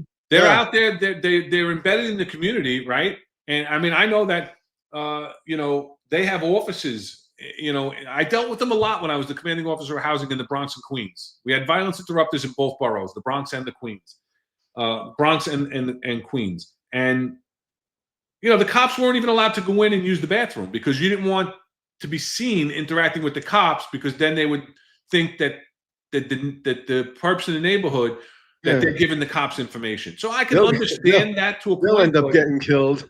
Yeah, But TC says they stopped shootings like I stopped terrorist attacks at CRV. I'm not going to say that either, TC, because I believe that the CRV might have stopped, might have stopped terrorist attacks because the omnipresence and, going from site to site, I don't know. What do you think? I don't know. Well, I know that you can't really put a number on any of that, right? I mean, you could say that omnipresence for a cop every day on patrol, you put a foot post out, is he really deterring any crime or not? I mean, you have to look at it. Was there any terrorist attacks after a certain amount of time? No. Well, then obviously somebody's doing something right. Is it CRV doing it? I don't know. Is it intel? Are they getting good intel? Are they investigating the people before? They're making the bombs, or making the things that they're going to use to cause a terrorist attack. You don't know, So it's a hard thing to do. But what you need tangible information to stop crimes and to stop perpetrators from the shootings and everything else. So you need good spot shotters. You need documentation, like we've been spoken on with John and Eric. Document these things, these shots fired, these attempted assaults or whatever, shell casings. You need all the old school stuff. This is not rocket science. Let's go back to what we were doing. It worked. Instead, let's not kick the shell casings into the sewer grade, right? Let's vouch them. Let's do what we're supposed to do. But with a minimal amount of people on patrol, it's just going to be a 90X, right? Which means that it's an unfounded job. I drove by and I didn't see anything. When in fact you get out and do a little investigation, and you may have wanted to, there may have been a little bit more evidence or things there that you could have put together. And then TC also says it: no way to prove or disprove a crime doesn't happen. And that's right. I mean, listen, we talk about that, and I used to talk about that, as a precinct commander. It's like, how do you judge the success of a crime strategy? The reduction in crime. So how do you judge the success of these violence interrupter programs? Would be a reduction in shootings. So how is that working out in the Bronx right now? Mass shooting after mass shooting. Multiple people shot. So, you can't prove or disprove a crime that doesn't happen. 100%. So that's a matrix, though, when the crimes don't happen, is a matrix of success of your deployment of your crime strategy program or violence interrupter programs. But if they're embedded in these neighborhoods and they don't see that statistical decrease and whatnot, then, I don't understand how they tout the success. And now I'm going to play a video. Seth Barron, who's on the editorial board with the New York Post. This video was embedded in the Mamdani article, and I pulled it out. So I'm gonna put it up right now. And then he's gonna talk about the violence interruption program and the successes as it relates to, and the references that Mamdani's political campaign staff put into his own website. So pay attention to that part. All right, so a couple of minutes long. When it comes to public safety, Zoran Mamdani is simply a face for bad ideas that have already failed in city, except that he'd push them further than ever. Even as he says he no longer wants to defund the NYPD, he's campaigning on moving billions of dollars, nearly a quarter of the police budget, to a new Department of Community Safety that would rely on the failed violence interruption and restorative justice schemes imposed on a much smaller scale under Mayor Bill de Blasio. This is basically voodoo dressed up as serious policy, a mishmash of leftist jargon. Notably, it depends on cash handouts to credible messengers who supposedly have the inside dope to quash sidewalk beefs before the shooting starts. That is, Mamdani claims cure violence programs will prevent crime by paying violence interrupters, often ex-gangbangers themselves, to serve as father figures or spiritual advisors to likely perps. Supporters tout cure violence as evidence-based, but even their cherry-picked data say otherwise. Experiments in violence interruption have always been micro-sized, hothouse pilot programs, and even those frequently shown no significant impact. You're supposed to believe that a tiny 6-block experiment that didn't work in Baltimore or Chicago will magically function at scale across the 5 boroughs. Mamdani's proposal cites the CAHOOTS program in Eugene, Oregon, as a model of peer response to behavioral health crises. But even a little burg like Eugene, with fewer people than Washington Heights, couldn't sustain CAHOOTS, which shut down this past April. Somebody should tell the Mamdani people to update their campaign lit, maybe find a model program that hasn't closed. Mamdani's community safety plan will also expand and overhaul de Blasio's Be Heard program. Be Heard assigns health professionals to respond to 911 mental health calls, but the program is struggling, reports the New York Times, with over 60% of calls deemed ineligible since the situation was potentially dangerous. People who call the cops because a family member is having a mental health crisis and being violent know the score. They've been in this situation many times. If they call the police, it's because they need a cop, not a social worker. Then again, Mamdani thinks people shouldn't call the police even if they are facing a violent criminal. His posters suggest you distract attackers by spilling your soda or asking them, "Did we go to the same high school together?" This is all old, bad news in new bottles. No wonder Mamdani's now busy trying to make the race about fighting President Trump. If New Yorkers focus on the inanity of Mamdani's prescriptions, he'll quickly stop being the mayoral frontrunner. Yeah, I mean, I agree with him 100%. Very, very rarely do I, agree with some type of editorial. 100%. I think he's saying what we're saying right in there. Yeah, no, definitely. I mean, I like you're gonna tell the person that has a point a gun at you, give me your money, and say, hey, oh, I spilled my soda. Hey, did we go to the same school together? What are you gonna get back? Yo, shut up. Give me your money, man. That's it. The guy doesn't understand anything. He really just doesn't understand at all. Yeah. And like Sleepy Joe says, I remember Deputy Commissioner Julian when he came back, because Julian was the chief of personnel, and he came back and he decided that he wanted to stop CCRBs, and he told cops to take out a breath mint. If you thought you were going to curse at somebody or call them an asshole, take out a breath mint and put it in your mouth before you said that word. he got laughed off the job. Like he literally left a few little time after that. He was. I mean, I don't know what the hell was wrong with him when he did that. So that's funny. That Sleepy Joe's right on with that one. That was that's right in line They with this. spent millions on those mints, and they weren't even good mints. And where are they now? I don't. We didn't get any in SOD. I remember that. We So got them in the commands. you put them in the little bowl when they came in the command. Anybody could No, they take were one. little packs. They were little packs. We were going to hand them out. Wait, when you adjudicated a CD, did you give them Yeah. the PBA and stuff? Oh, That's crazy. Oh my God. so all right. Anything else on this? Nah, I mean we could go on forever, but Yeah. I know we touched on. I don't want to listen. We don't throw our support behind Mandami. That's the bottom line. Absolutely not. Or the CEA's endorsement of Eric Adams. No. Yeah. All right. So there's been some, videos that have surfaced. There was a, an NYPD detective that was shot. It wound up being what they call friendly fire. I like to call it blue on blue because I don't believe it's friendly. Incident in Queens. And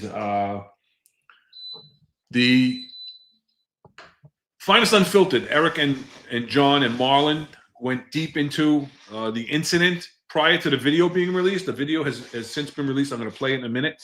That Pix 11 got as an exclusive. It looks like it's from somebody's Ring camera.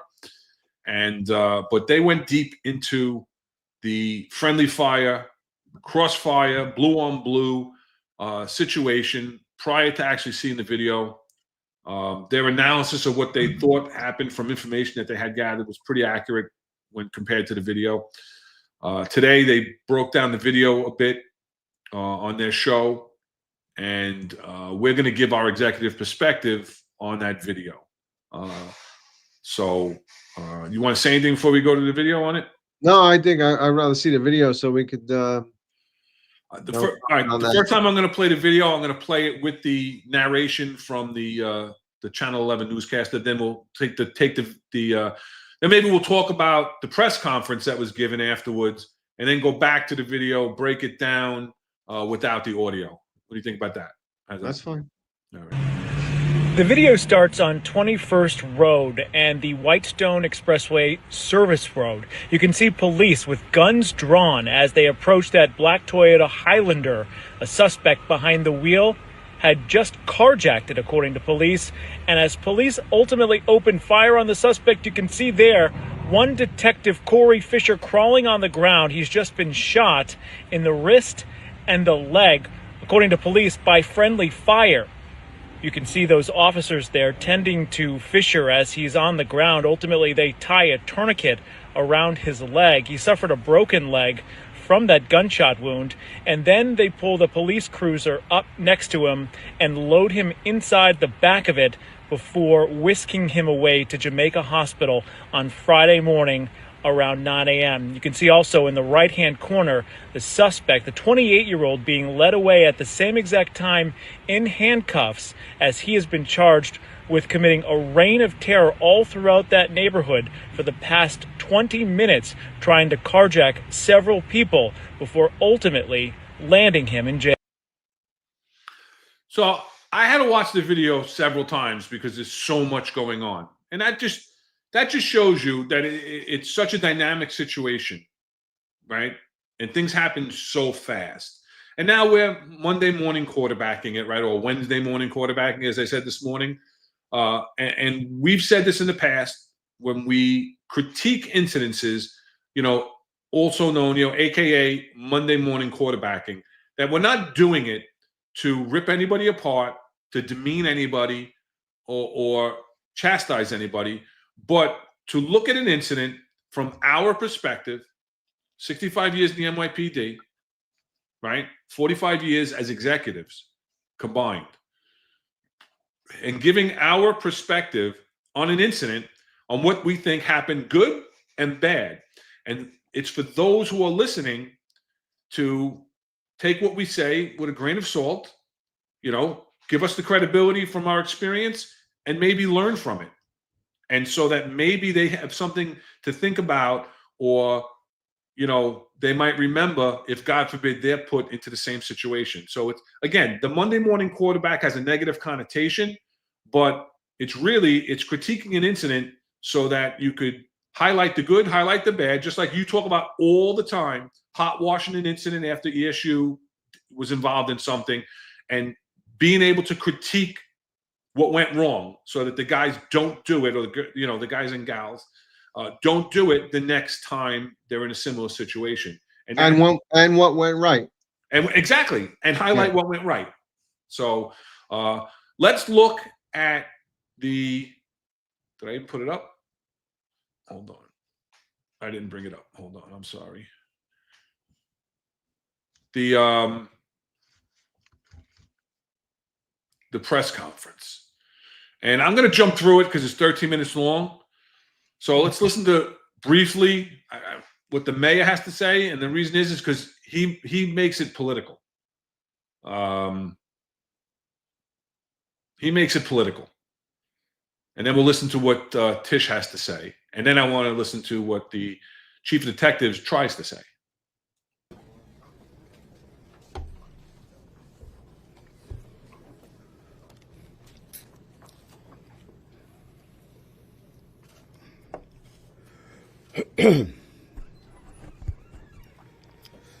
Today we are reminded once more of the risk every man and woman that performs public safety in the city, specifically the members of the New York City Police Department, faces when they put on a uniform and a badge, especially with our current state laws that allow for a revolving door of criminal activity.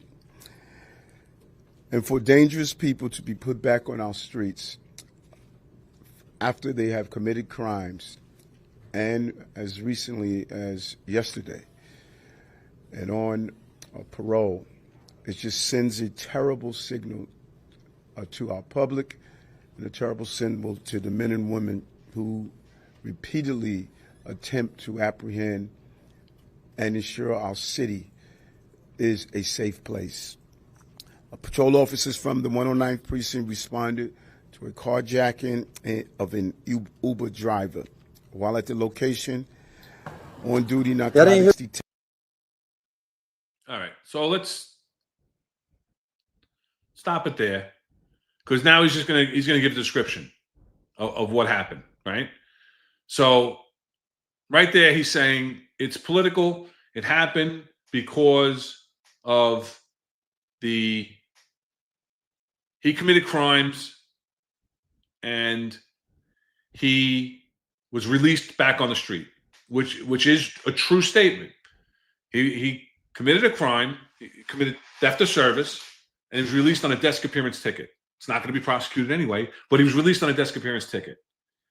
And the police commissioner is going to come on and say that prior to the 2020 changes in criminal justice reform, that if you were on parole, you couldn't get a DAT, a desk appearance ticket, to appear in court later.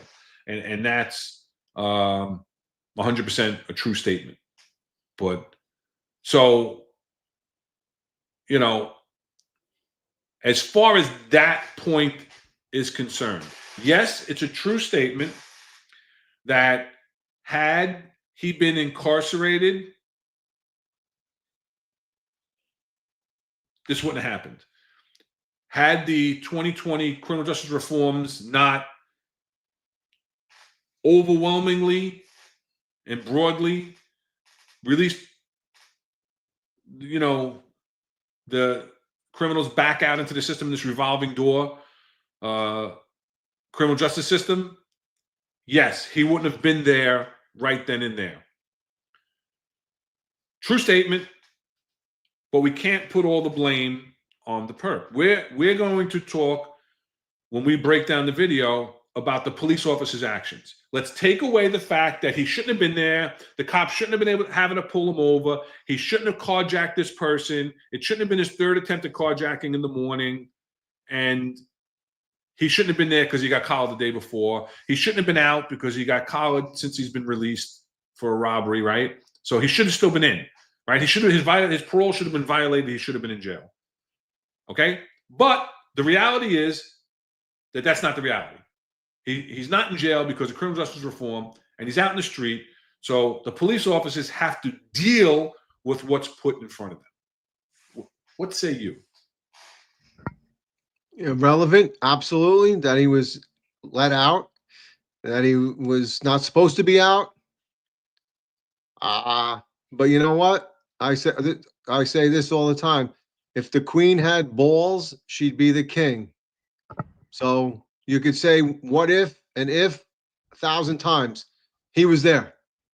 So I don't know the relevancy. I mean, you could say that, last week, bail reform was good. Eric Adams, I love bail reform, or whatever, a year ago. All of a sudden it's bad now. Let's change our tune when it fits us politically. Well, we don't even want to get into. We can go down that rabbit hole because he's talking about repeat predicate felon like this guy. Yeah. And then today he's out talking about what was it? What did he the carcerally challenged? Oh, no, I don't remember the phrase that he used today. Somebody could throw it up in the chat when he went out and he did the press conference today about giving people that post-detention job opportunities, which is fine, but they're not predicate felons anymore unless they get involved and a cop gets shot, and it's good for him at that time. Well, let's hear what the police commissioner had to say then. Of the events. Justice involved individuals. Thank you, Joe Mango. Justice involved individuals. That's what he called them today. Yesterday, he was a predicate felon. Today, it's a term of endearment. It's a term of endearment. Today, he's a justice-involved individual. I understand. So if he was looking for a job, he's justice-involved individual. If he gets involved in another crime that involves a police shooting where he has to get in front of a microphone, then he's a predicate felon and he should have been in jail. Thank you, sir.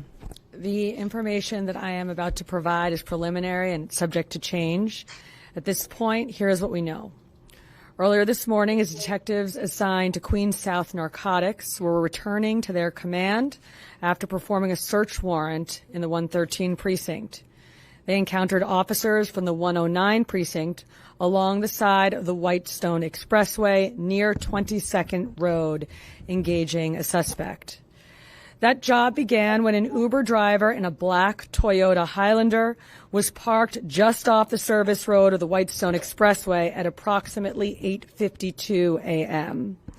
A male approaches the vehicle, announces a robbery, and displays what appears to be a firearm to the driver.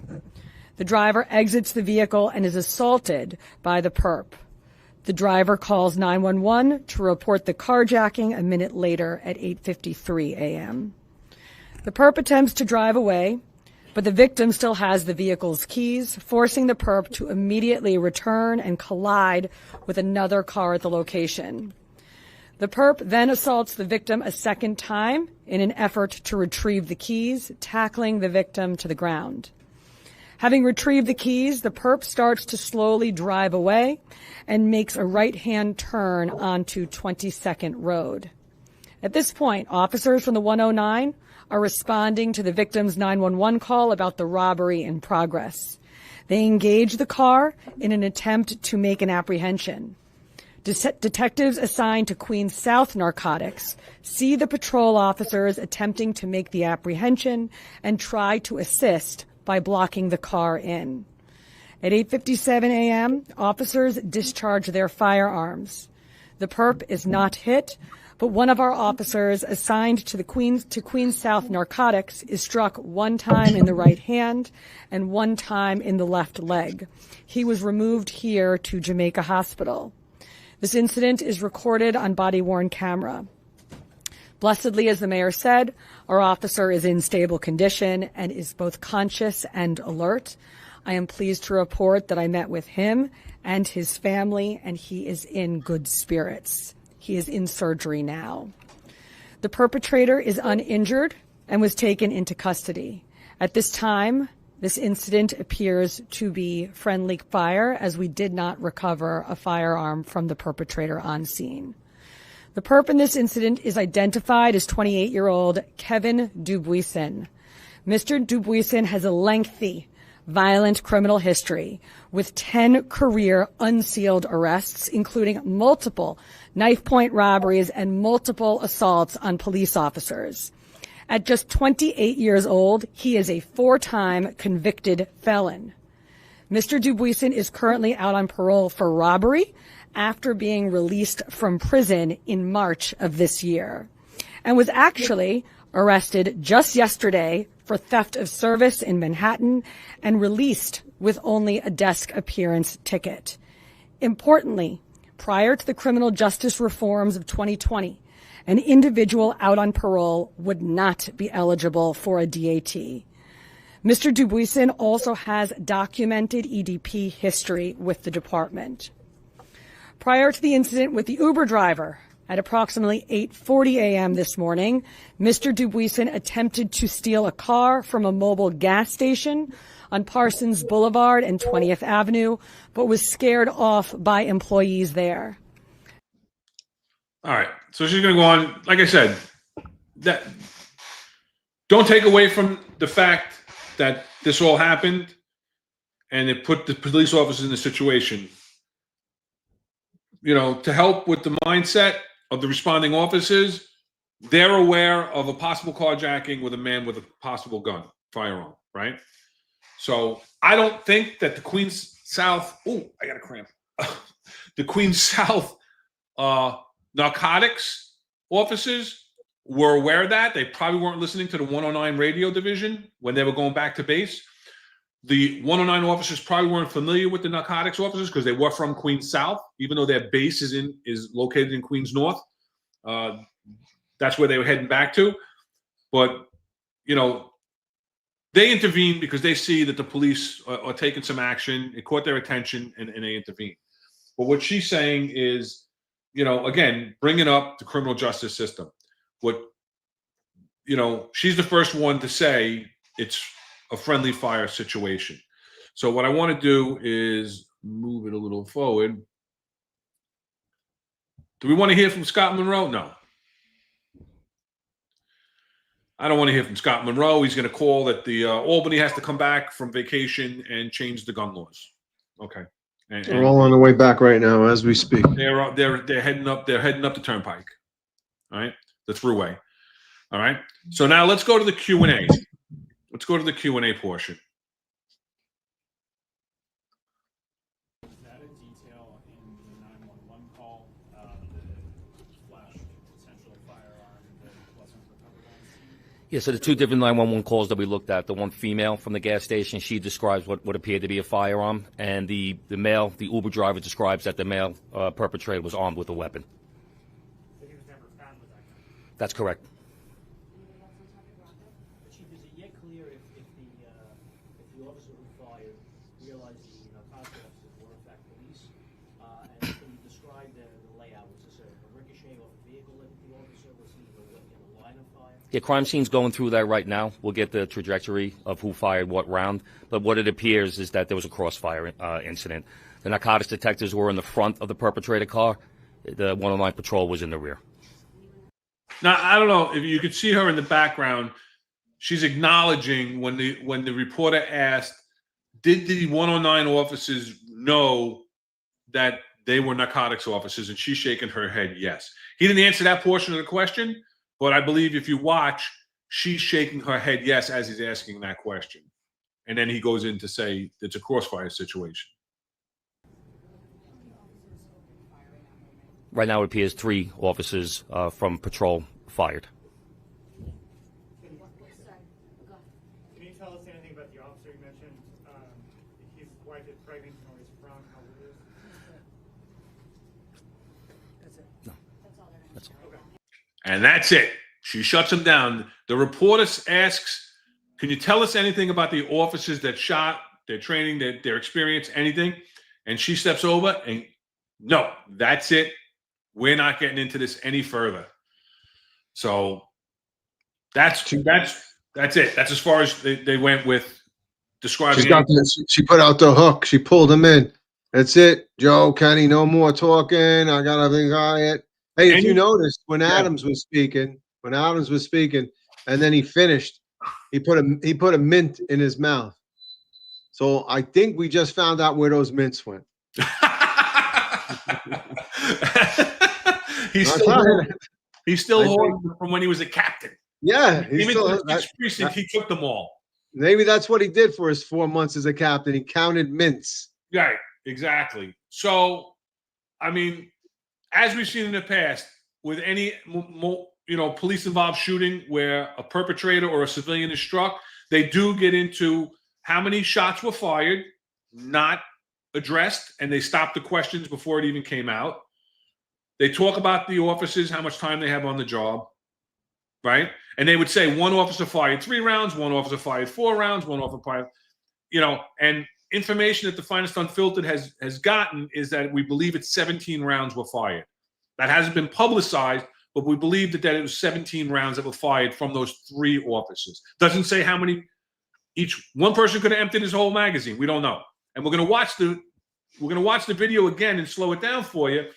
And we can identify 2 of the shooters. The third shooter, I believe, is going to be the female behind the pole. That's obscured by the pole, and we'll get into that.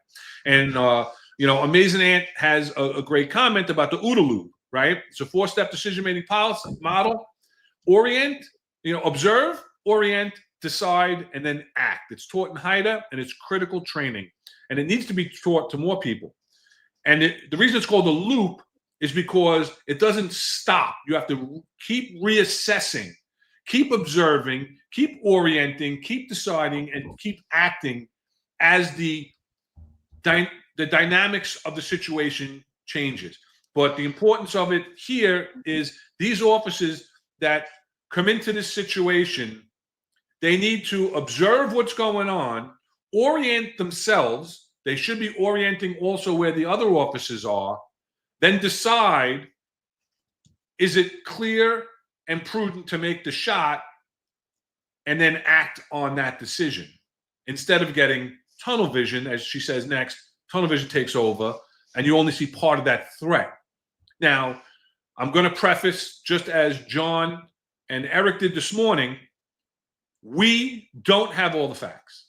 We don't have the body-worn camera. I don't know that it'll be released like it is in other police-involved shootings because no civilian or perpetrator was struck. So in friendly fire, blue-on-blue incidences, I don't know that they're going to release the body-worn camera. I don't know that the public is going to demand the release of the body-worn camera. I don't know if somebody is going to, put a FOIA request in for it if they don't release it.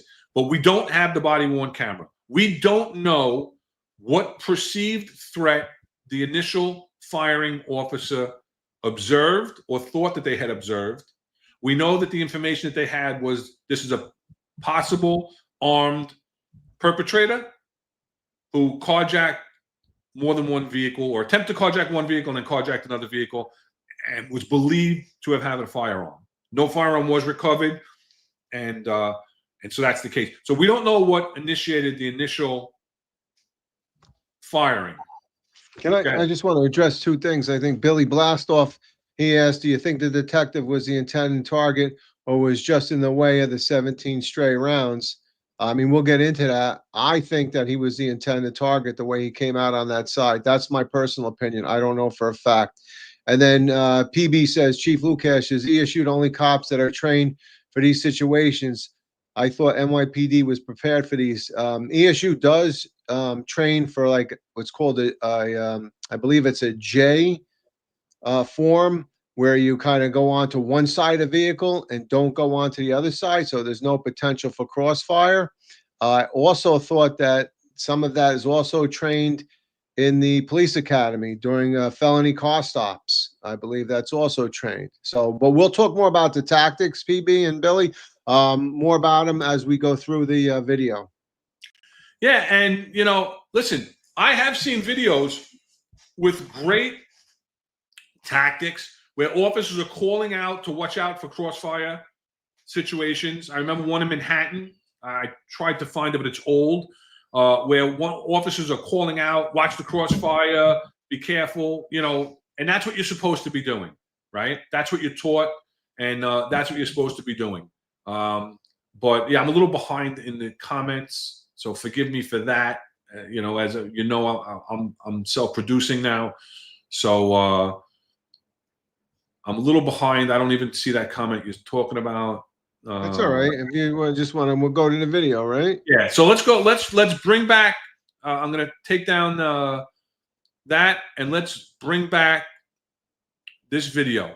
All right, and then we'll let me get rid of Hoodman. Right. All right. So here.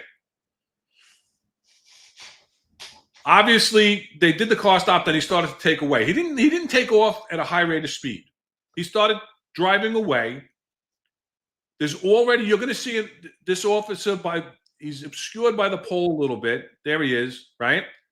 Was out on foot and ran forward as the car started taking off, and the unmarked minivan from narcotics cuts off and stops the fleeing perpetrator. And Can then we talk about that? Want to talk about that real quick? Yeah, because I don't think John and Eric really didn't address that portion of the tactics, and neither did the police commissioner said, well, they blocked them by cutting them off. Gad, we spoke about it. We spoke about it offline.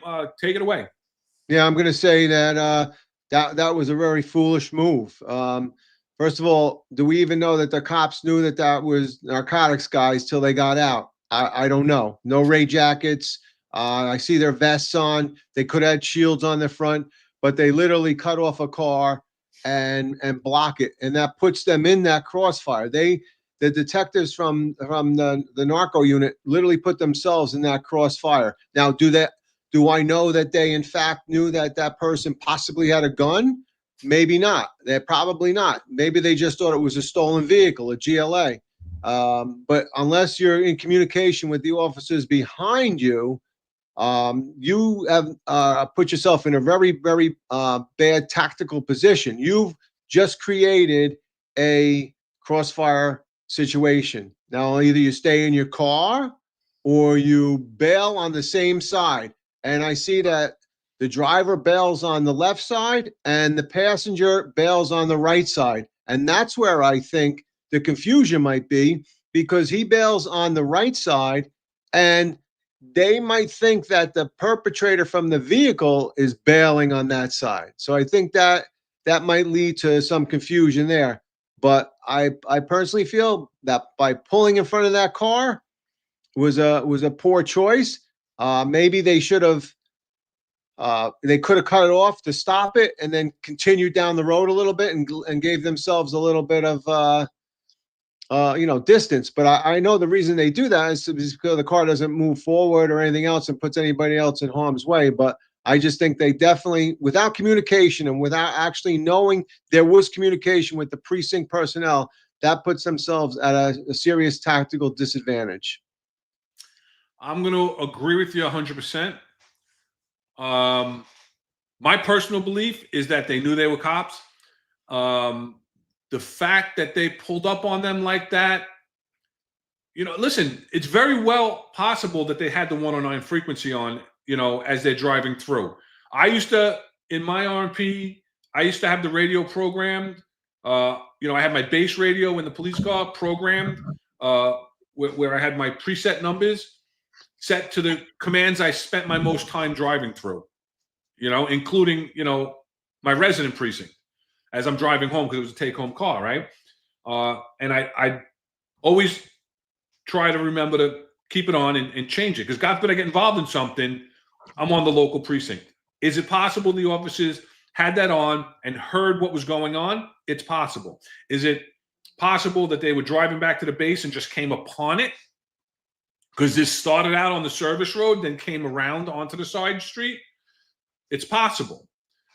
But that, if they knew about it, it makes the tactics even worse, because then they were aware that he was supposedly armed with a firearm. So I'm going to say that makes it even worse if they did know.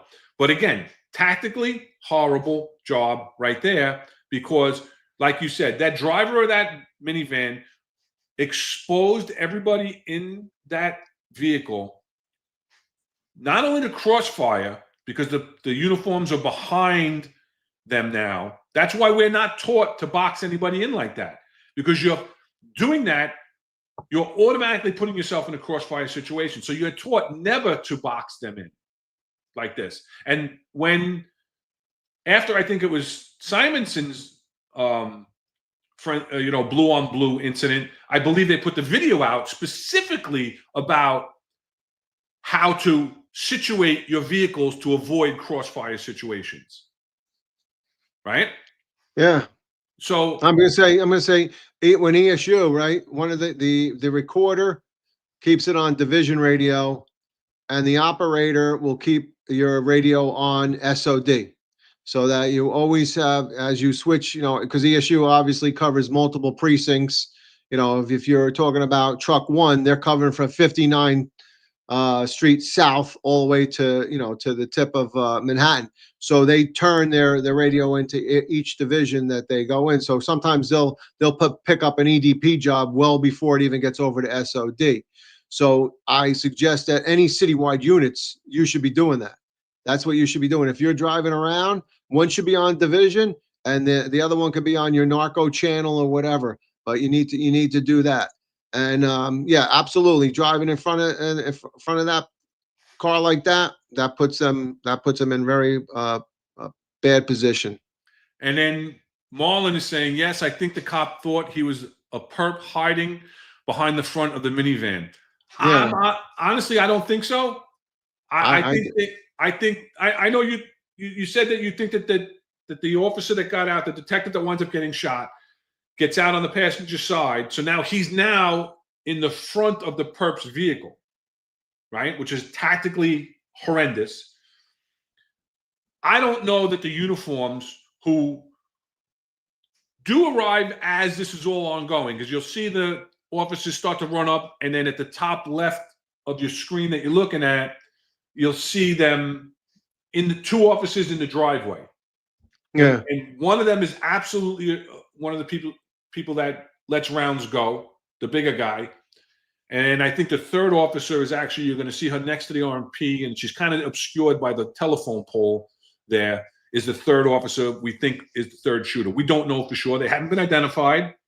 Their gender hasn't been identified. So we're just going by with the video and the demeanor after the shooting of what happens. So my personal belief is they knew they were officers. They just put themselves in a crossfire situation, and the uniforms didn't orient, in the OODA loop, right? They didn't make the proper observations, and they got tunnel vision on the car. And when the rounds started firing, the rounds just started firing, and this poor detective winds up getting hit. And I agree with Marlon, and I said it earlier. I think Marlon and I both agree on this. The poor detective that got shot, he should have jumped out the driver's side, and then it wouldn't have been such a especially since not only did he jump out on the passenger side, that car could have careened off of that the stop vehicle and then went right after him as well and ran him over there too. So he should have definitely jumped out the other side. I mean, that obviously I'm on the quarterback, and I'm not saying anything. I wish him all the best and fastest recovery as possible. So. Yeah, no, absolutely. All right, let's look a little bit further. Right? So now, right there, I had to slow this down and do frame by frame. And you'll see the officer, right? The detective gets out. Looks like his shoe might have got tripped on himself or whatever. He fixes his shoe as he's approaching. He comes around the back of the van. The officer that gets struck is on the other side. You now see 2 officers up in the driveway. If you're looking at the screen, to the left of the RMP, the marked police car, another officer coming around the side of the marked police car, and then you'll see other officers still continuing to come down the street as we go. But watch the officer who's got his gun trained right on the driver's side window. And I, again, had to go frame by frame, and then you see he fires right there. This detective now retreats to a point of cover behind this minivan that's parked on the curb, and everybody else, the pucker factor goes up. I believe, I don't know for a fact, but I believe from watching the video that this officer is the first officer fired, but we're not going to know. But then the officer in the driveway, who's hard to discern, right? I'll make it bigger, is the second he's firing. And that's in the direct line of fire of where the detective is that gets shot.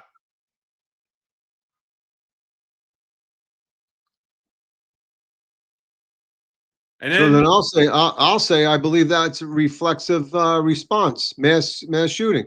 That, you know, that they're not looking at their target, no target identification. They're hearing a round go off, and they're just letting rounds go down range. I mean, it's not good you know, discipline. It's not firearms discipline at all. It's like what were they shooting at? And it's a true amazing that the perpetrator didn't get hit at all, right? I mean, he's right in harm's way, and a poor cop takes two bullets or whatever. So I mean, unbelievable. right, I agree with you.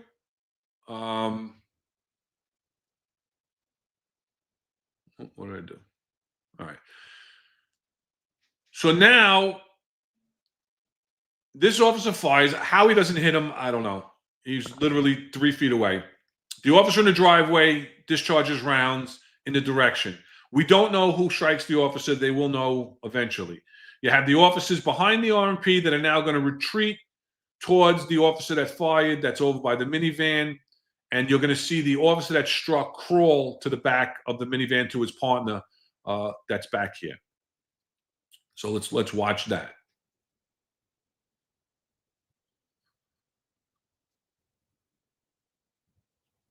Now, what I see here is mass confusion. Oh, all but one though. All right. All but one. We'll see if we have this. We'll see, because we haven't discussed this prior. We'll see if we agree who the officer is that takes control. I'm gonna say the gray minivan woman right there. The woman behind the gray minivan. The female officer. The female officer that winds up putting the tourniquet on. Yeah. Is the only one that starts giving directions. Because if you watch, like John pointed out this morning, multiple officers. Now, the perceived threat is in the minivan. The shots are fired. We don't know if the threat has been neutralized, which he wound up not being struck. So he wasn't. If he was a threat, he's still a threat. And you'll notice multiple officers come running behind the minivan in front of the RMP.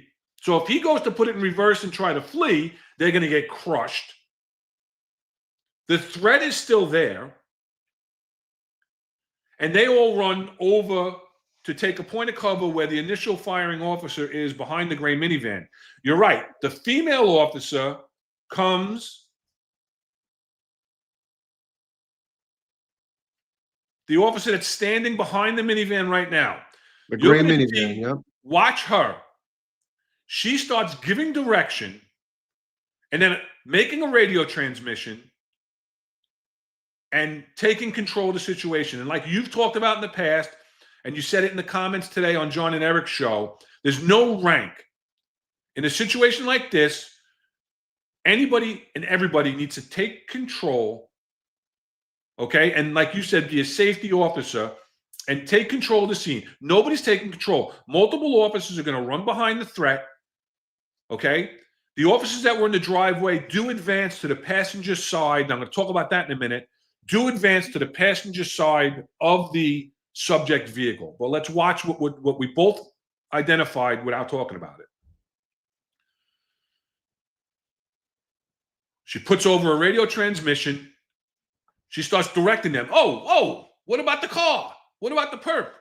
And now she's going to throw a tourniquet on our detective.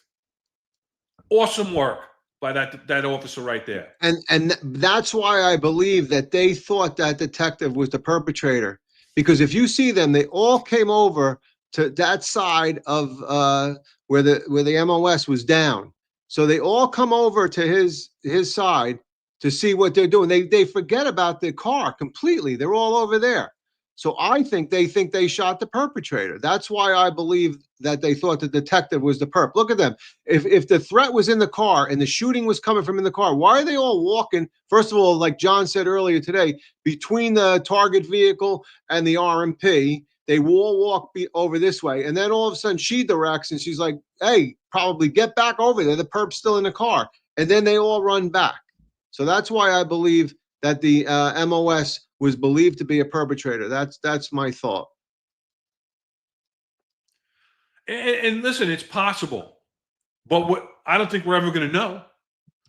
I don't think we're ever going to know. No, not if they're not going to tell us, right? Right. So now here's another.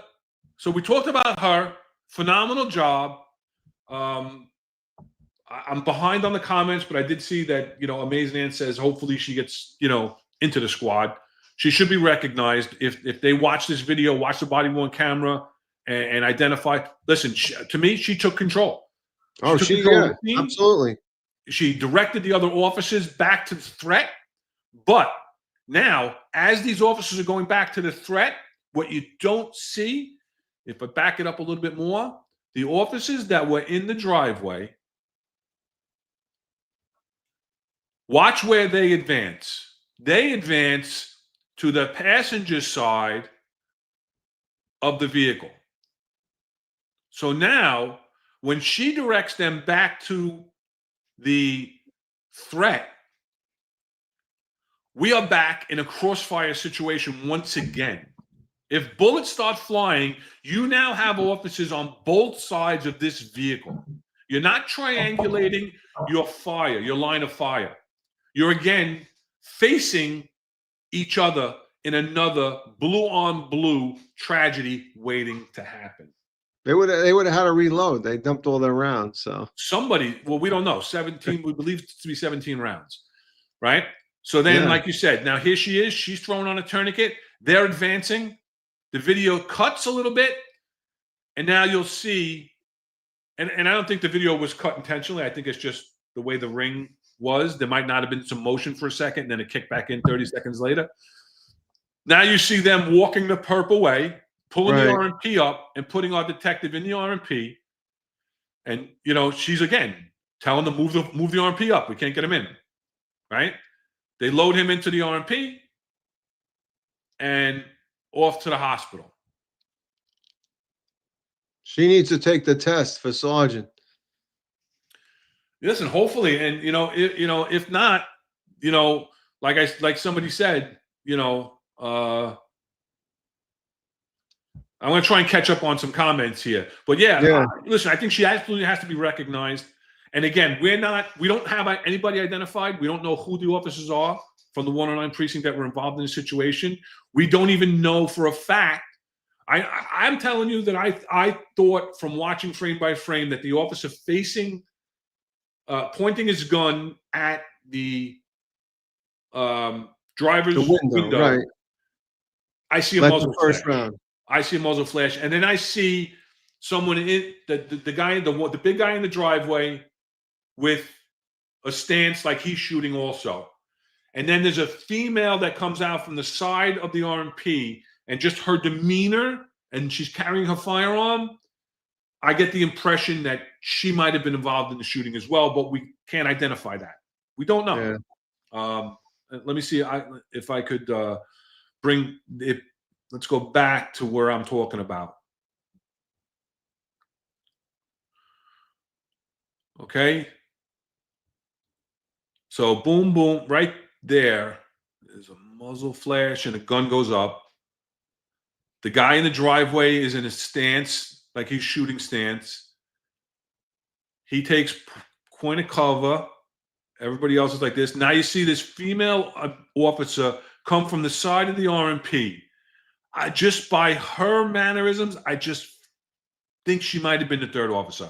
But that's just again. I'll say they all come over there to see. They don't know, I think they all come over there to see, hey, we shot the perp. And then she's like, sends him back. Hey, the perp's still in the car. And then they like, oh, look, oh, let me, then they point the gun again. She takes the gun out of the spewl position and points the gun at the driver. So I think while we have officers on the other side of the vehicle in another crossfire situation. Oh yeah, she's definitely in a no crossfire. triangulation of fire whatsoever. You know, so I don't know. She did put over the radio transmission of an officer shot, you know, before they did congregate over there. So they may have been coming over like, holy shit, what happened? Looking around, what happened? She does have a gun out as she's coming around, but shots were just fired. Smoke is still in the air.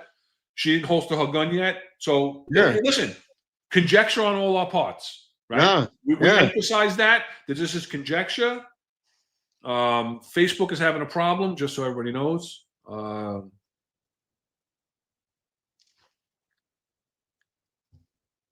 And Hunter asked, did the victims see a gun? I think 2 of the 911 calls say the person has a gun. I think the original Uber driver and then the person by the gas station, I believe, both said they think they see a gun, but no gun was recovered as per the police commissioner. So I'm going to guess that, you know, maybe he didn't have a gun, but whatever the case may be, the most important thing here is the crossfire. And Eric had mentioned it earlier. Crossfire happens, but it can be immediately corrected, right? So in ESU, and I think in the department, we were so, you know, crossfire, get, you know, that's where everybody's alerted, or blue on blue, however it was when we were doing room searches or something. If somebody was coming in the other room, you would announce blue on blue, because there used to be apartments that we would call wraparounds. So there was 2 entrances to the one room. So if you're coming around, you'd be wrap around, so that you know that if another team might be coming in from the other direction, and there is no blue on blue. So there's all terminology. Like I said in one of the shows, we used to throw a chem stick.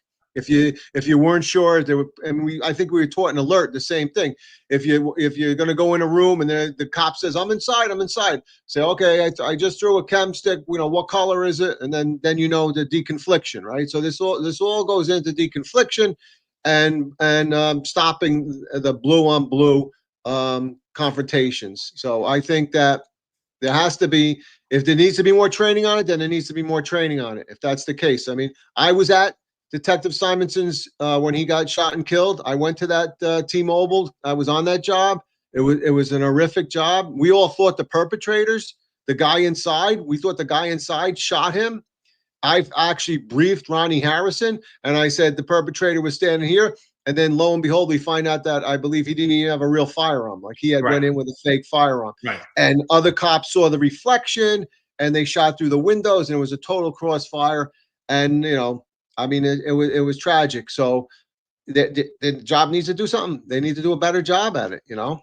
Yeah. And you got a spot on from Eric. Spot on, Rob. 0 judgment, 0 discipline, 0 situational awareness. Tara Murnane, a good friend of the podcast, a family of blue, agrees with us. Thank you. But yeah. And listen, again, we don't have all the facts. We're going off of what we heard. We're going off of what we see in the video. But again, we don't know what the perceived threat was. We don't know what information they did have. We don't know, you know, what they were firing at and what initiated the first shot, and was it mass reflexive response? And I can tell you that as a cop, I was on the scene of a shooting incident with mass reflexive response. And just quick. Chasing a perp into a building on Ocean Avenue in the 7-0 when I was a cop. It's a split building where it's actually has 2 towers. Once you go into the lobby, there's a tower A and a tower B. You go up. Half of us went up tower A, half of us went up tower B, chasing the perp with a firearm. We get up to the roof. As we're coming out of the roof on tower B, the cops come out of the roof on tower A and start firing. Some guys on tower B that I was on start firing. They don't know what they're firing at. They're firing in the direction of where the guys on. It's pitch black at night on a 4x on a rooftop with no lights, and they're just firing in the direction of where the other guys on the other roof are firing. Smoke clears, everything's going on. What's the outcome? They came out of the doorway. A dog starts barking at them, and they shot and killed this poor dog that was tied to a standpipe. And meanwhile, the guys on the other roof are firing in the direction of where the guys were firing. Mass reflexive response. You don't know what you're shooting at. Yeah. And legally, right, you have to take into consideration, right, the reasonableness of the officer. And as John said, you're responsible for every bullet that leaves your gun.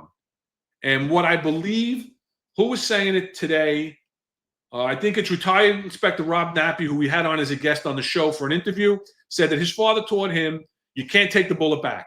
You're responsible for every shot that goes out of that gun. And you have to be able to articulate why you took that shot. So what were you shooting at? That's why mass reflexive response is a thing, but it's not a justification. I got a really crazy true story from ESU. You saying Michael why? Sergeant Will Flores. They showed an EDP. So you're giving names. Oh, well, he's retired now. And they literally looked at, he shot 4 times, and they said the 4th time he shot wasn't justified. The first 3 bullets were, but the 4th one was excessive. And he beat him in trial. But I mean, can you imagine that? Imagine that. You know, so but you're right. They're going to judge every bullet that comes out of your gun. Right. And that's, we're talking about firearm discipline, target identification, and ensuring that there is no crossfire. And prior to force investigation, for those who are non-NYPD or have been retired for some while, right? The Force Investigation Division investigates all firearms discharges and all serious injuries and injuries to prisoners, serious injuries to prisoners. Prior to that, we had what you call shooting teams, right? So you would do a shooting, you were on the shooting team, you would do the shooting investigation, right? The follow-up, read all the 49s, you would get all the ballistic evidence, you would have convene a meeting of the people that were trained in the shooting team. And we would have to go, and I don't know that they still do this with force investigation, I'm sure they do. We would have to vote on the justification for each shot that was discharged from each officer. That shot justified, that shot justified, that shot's not justified. You know, from all the evidence that you had. So like you're saying, just like in a criminal case, right? You know, is it excessive? You know, I watched a video today, and I don't know what jurisdiction it was. It was somebody was holding the gun to somebody's head. The body won't camera, the officer's there, and the guy's like, I'll off myself too. And the guy puts the gun up to his own head and blows, you know, pulls the trigger, and the guy goes down.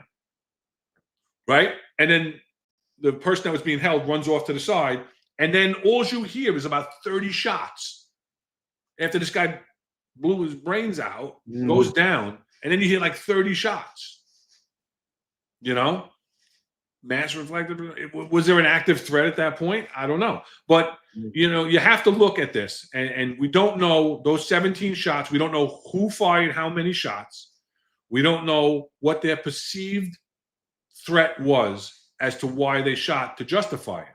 So, and that's something that they're going to have to answer, but I don't know that we're going to get the Joe Mango is asking you a question relative to that story you just told. I believe he's asking if did you end up getting the perp on that one? No, the perp was not in custody. The perp must have gone into one of the apartments. The only thing that people got that night was a lot of overtime and a poor puppy that was discharged that didn't make it. I might add that they you know, it was a long time ago, a different police department, and I believe that a supervisor might have responded to the job and said, anybody on rooftop B, police your brass, and we go back to the command and reload. Everybody on rooftop A, stand by for the duty captain. We'll leave it at that. But yeah, so listen, I think that, you know, again, it's a matter of, you know, talking about Sorry. There you go. All the credit I just got for the production, I just screwed up, right? It's, yeah, amazing. And I would like to see the female officer into ESU, actually. Yeah, she would do a great job. It's I very think wherever she goes, she's going to do a good job because I she, agree. in an extremely stressful situation, she took control, and thank God she did because nobody else was taking any control. So she did a great job. And I'm not blaming the other narcotics detective because he's taking care of his fellow his brother right there who's been shot. So I'm not saying he had to take control, but she did both. She took control and she initiated first life safety procedures with a tourniquet. Absolutely a phenomenal job. And Billy Blastoff is agreeing with you 100%, saying that's why you make the big bucks. They thought that the detective was the bad guy. So nobody's agreeing with me. Anybody agree with me out there today? I don't know. Everybody's agreeing with you today, Rob. And then Eric is saying the lack of communication led to confusion. It's clear some cops may have mistaken the plainclothes cop for the perp, while some thought the shots came from the perp's car, which is 100% true. And, and that, again, you need these officers to be investigated and asked. And, you're going to have to get clearance from the district attorney's office to make sure there's no criminality that's going to be looked at prior to even being able to talk. That's another thing that people don't understand. A lot of times you can get the answers. You get a lot of answers now from body-worn camera of the officers because you can't investigate. They have rights. And you can't, if the integrity DA or the assistant district attorney does not give you clearance to speak to officers involved in shootings, you can't speak to them and talk to them. You have to get clearance from the assistant district attorney's office prior to speaking to these officers to find out what their stories are. So you can have the body-worn camera to look at.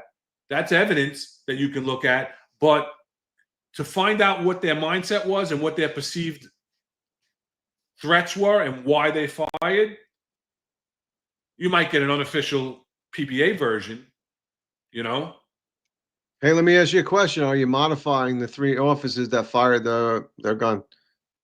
I don't have enough information at all to make even the slightest bit. I'm not looking to modify them. I got to find out through body-worn camera and through interviews, or at least body-worn cameras, as to why they shot. I know John and Eric John was very critical on these officers. And again, I think that they put themselves in a horrible position, starting with the narcotics positioning of the vehicle.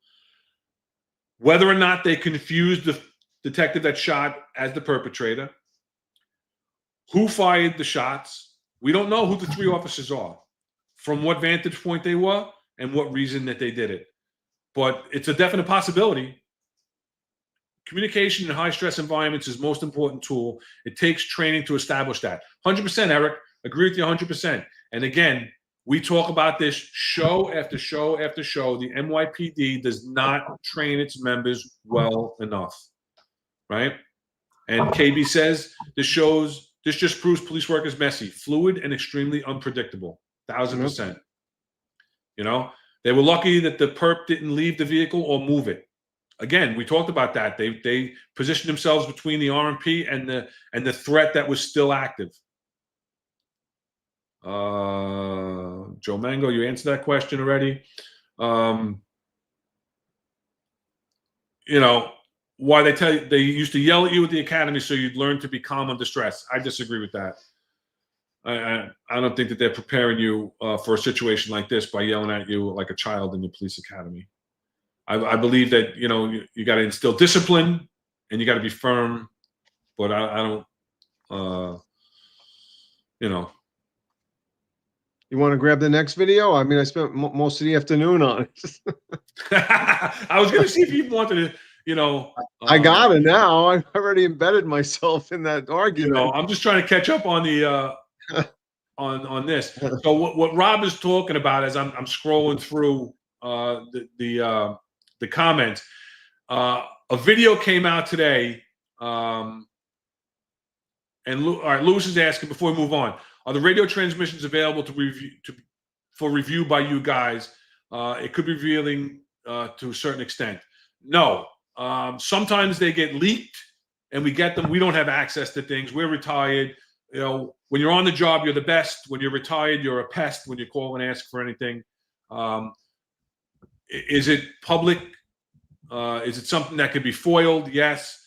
Do they sometimes get leaked? Yes. Did we, we had, some audio from the shooting in Manhattan that was leaked. We just happened to pull it offline. We didn't have any kind of direct line to get that. But I just don't want to miss anything before we move on. All right, I'm caught up.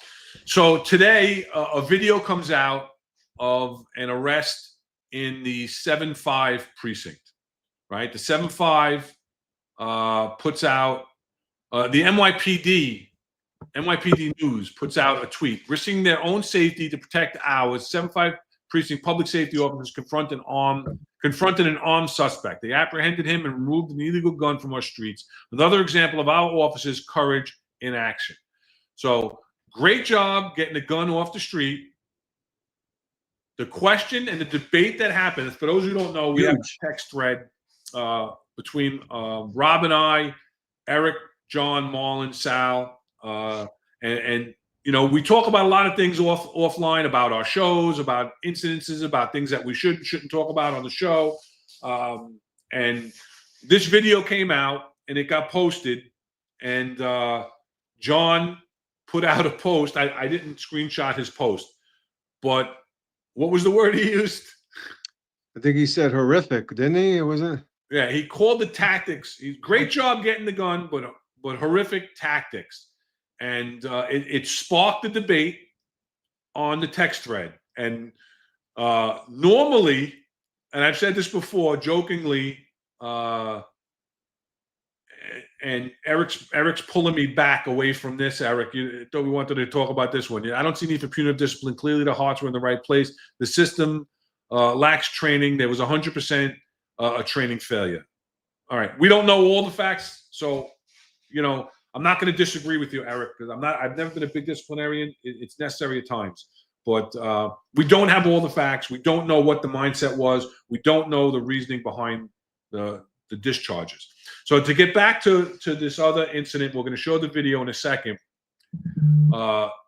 It was a long debate on the text thread. Horrendous. Horrendous was the word. Horrendous was the word. Okay. Horrendous. So normally, and I've said this jokingly in the past, I'm the one that's pushing back against the mob, as we joke around, of the finest unfiltered text thread, where I might have an opposing opinion to a lot of the other guys on the thread. Not always everybody. A lot of people sit back and just enjoy the banter back and forth of us voicing our perspectives. Today it was Rob.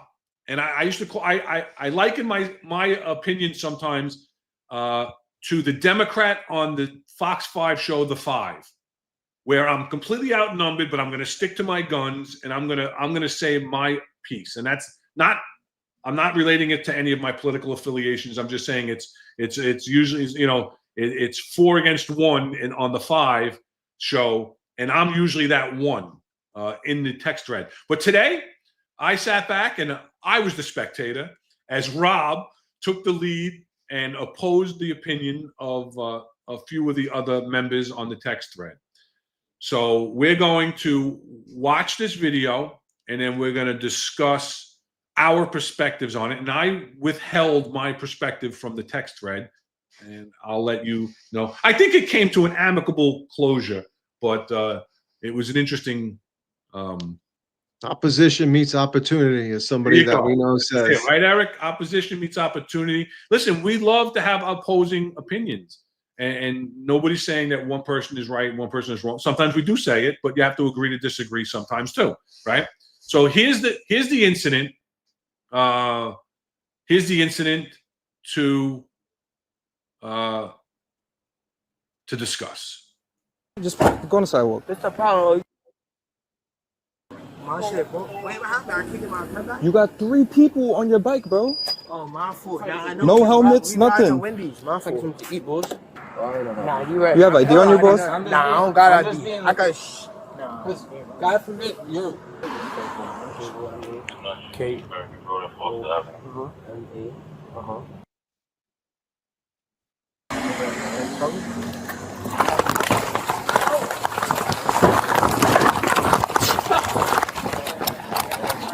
On the moped. And I got cake to my friend. It's all Liberty. It's all good. Stop. Stop. Oh, my Just stop. Stop. Hold him. Let me grab it. Let me grab it. Stop. Just grab his hands. He was 1 mil stop. 1 mil stop. 554. 1 mil stop. 1 mil stop. Go for Liberty. Firearm. Okay. Okay. So I'll let you take it. And if you want me to bring the video back up, let me No, know. I think, well, the argument ensued that, Debate. what? Debate. Debate ensued about whether or not the person could have been frisked immediately. And the cops really did such a horrendous job. So I felt, our personal belief was they stopped them for a violation. The violation was they didn't have their helmets on, traffic infraction, summonable arrest, and they didn't have any reasonable suspicion to toss that person, to stop, question, and frisk that person, because they only believed that there was a traffic infraction at the time.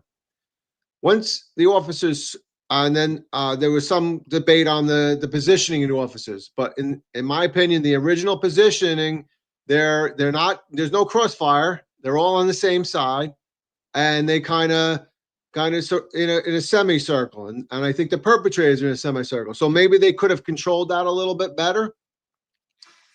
And then once the officer identifies that gun in the hoodie, he's going to start walking up to the person, and then the guy bolts. I think the apprehension is good. I think that he corners him and cuts him off. He waits for the other officer, come up behind, bear hugs him. I have no problem with that. Holds him. What do? They go right to where he's supposed to frisk, like you're supposed to do. He goes, he reaches in and recovers a firearm. I think that was a very, very good job. I don't think, could the tactics have been a little bit better?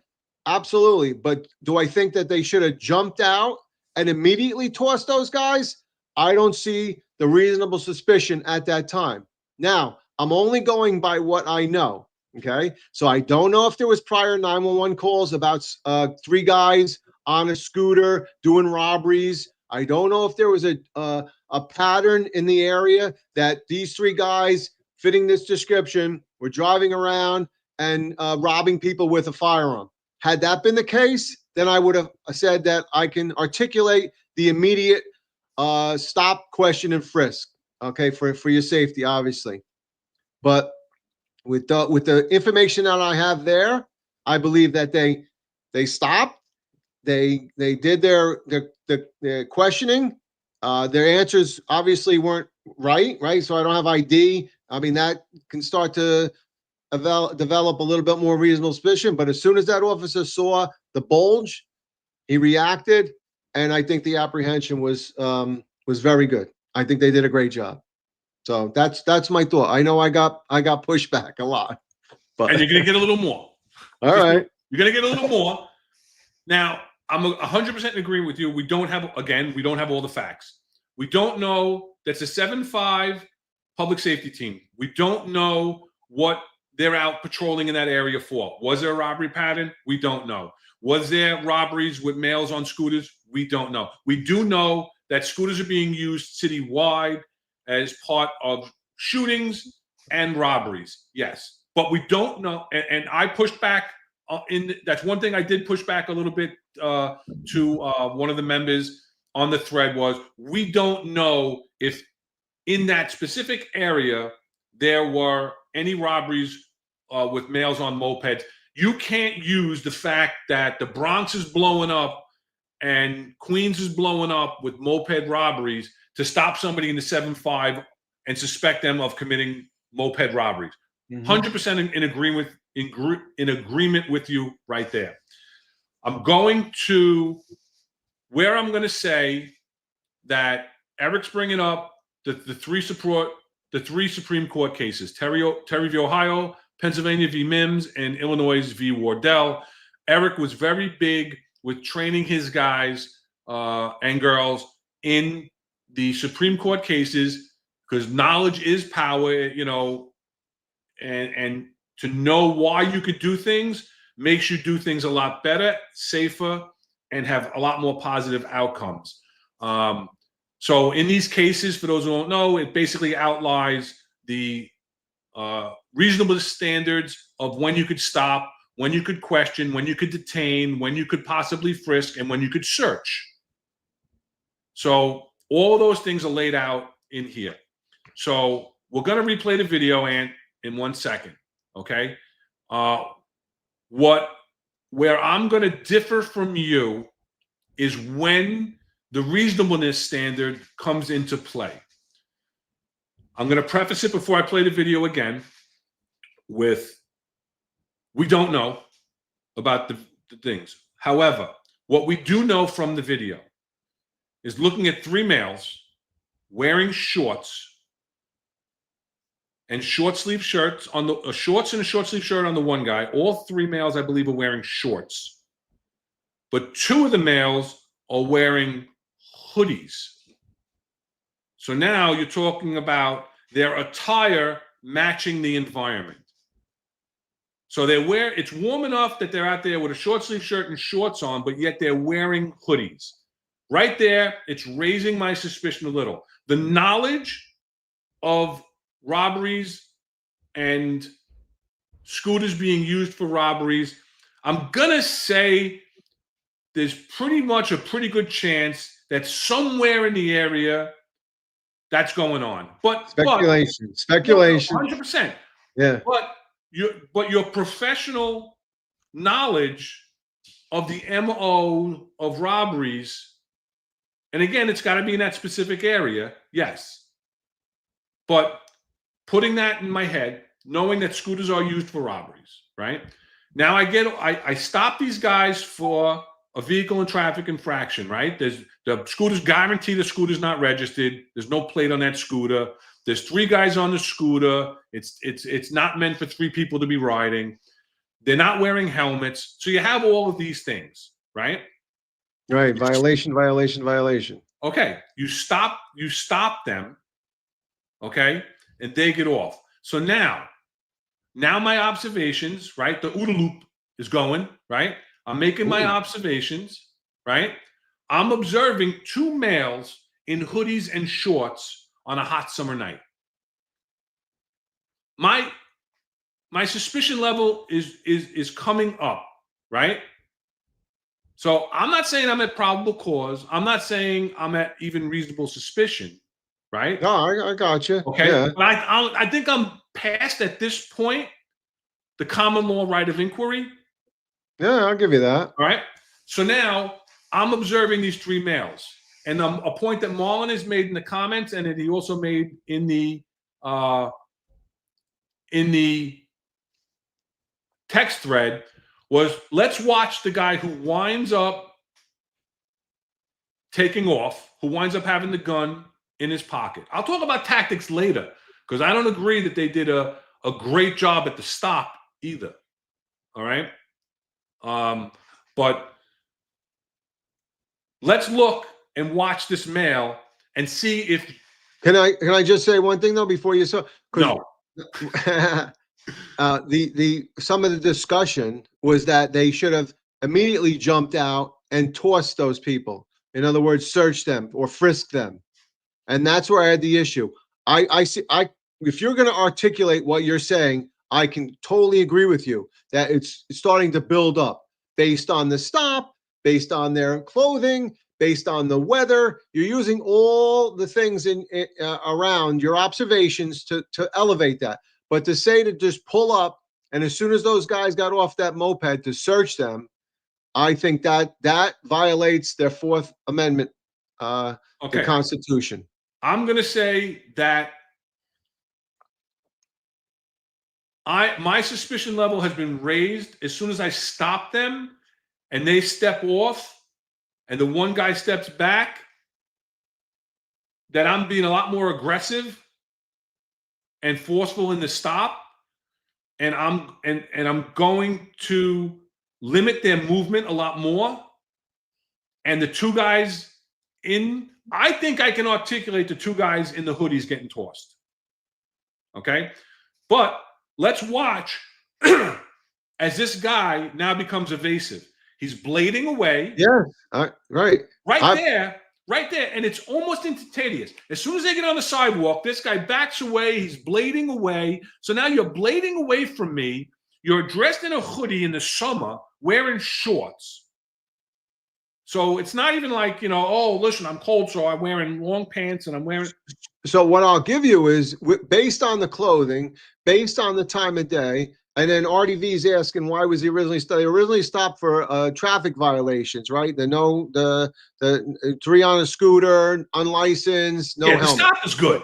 The stop is good. Stop is good. Why they stop, I don't know. And yes, you can stop. I'm gonna, what you're telling me, how you're articulating it, okay, I'll give you, now you can stop and question, but I don't give you the frisk yet, because you have no reasonable suspicion that they have committed a crime or are about to commit a crime yet. You're just basing this on your observation. Until you see the bulge, then once he sees the bulge. I disagree. You don't need to see the glint of steel. You don't need to see the bulge. I didn't say you did, but once you see, you have to see the outline of something. To toss somebody that's you can acting go in a suspicious manner, that's not dressed appropriately for the environment, and that is acting evasive. And right there, he's blading himself. He's acting evasive, and he's not. You can't search him there. You can't frisk him then. Absolutely, you can. No way. I totally disagree with you. Absolutely, you can. Totally agree. At that point, you can. Let's watch. You have to see the. You have to see the bulge. No, you don't have to see the bulge at that point, because he's blading himself. He's acting evasive, and he's not dressed for proper. No way. So you're anybody that's walking on the street that's in a hoodie and on a dark night, and you're gonna say I can legally stop them and toss them. No, but he's being evasive also. Even if I walk to the other side of the street and I'm wearing a hoodie. Not just walking from the other side of the street. These males are stopped by the police. They're in the control of the police now. You're talking about a different environment. You're talking about a different environment. Right. They have been stopped by the police. They're under the control of the police. Okay? And now their actions are immediately related to what you're dealing with them right now. You have to see the outline of the firearm. And to answer Eric S., who's trying to bait us, I'm not going to let him. But I will answer one question where he says, is darker complexion something that could be used as part of reasonable articulable suspicion, which is RAS? And the answer to that in this specific situation, unless these officers, like we prefaced this with, unless these officers were aware of anybody matching that description and that complexion doing robberies in the area, no.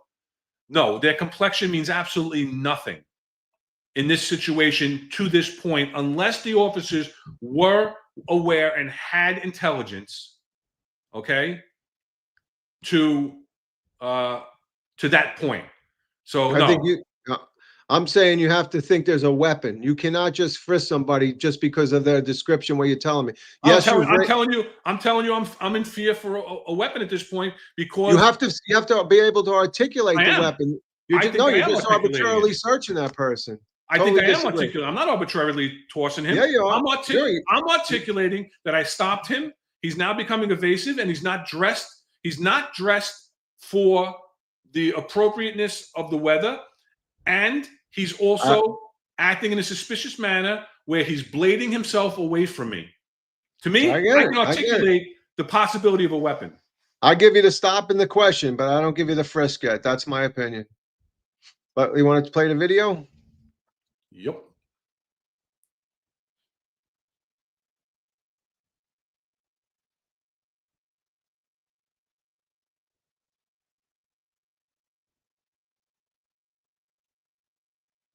See, now he's stepping to the back. The other officer's talking to him.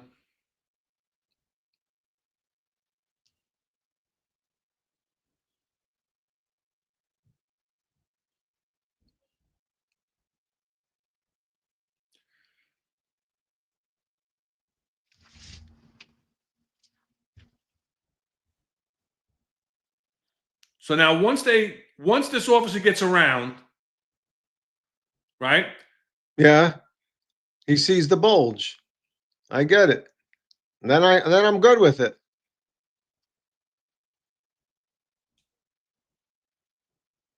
I see the bulge I've had.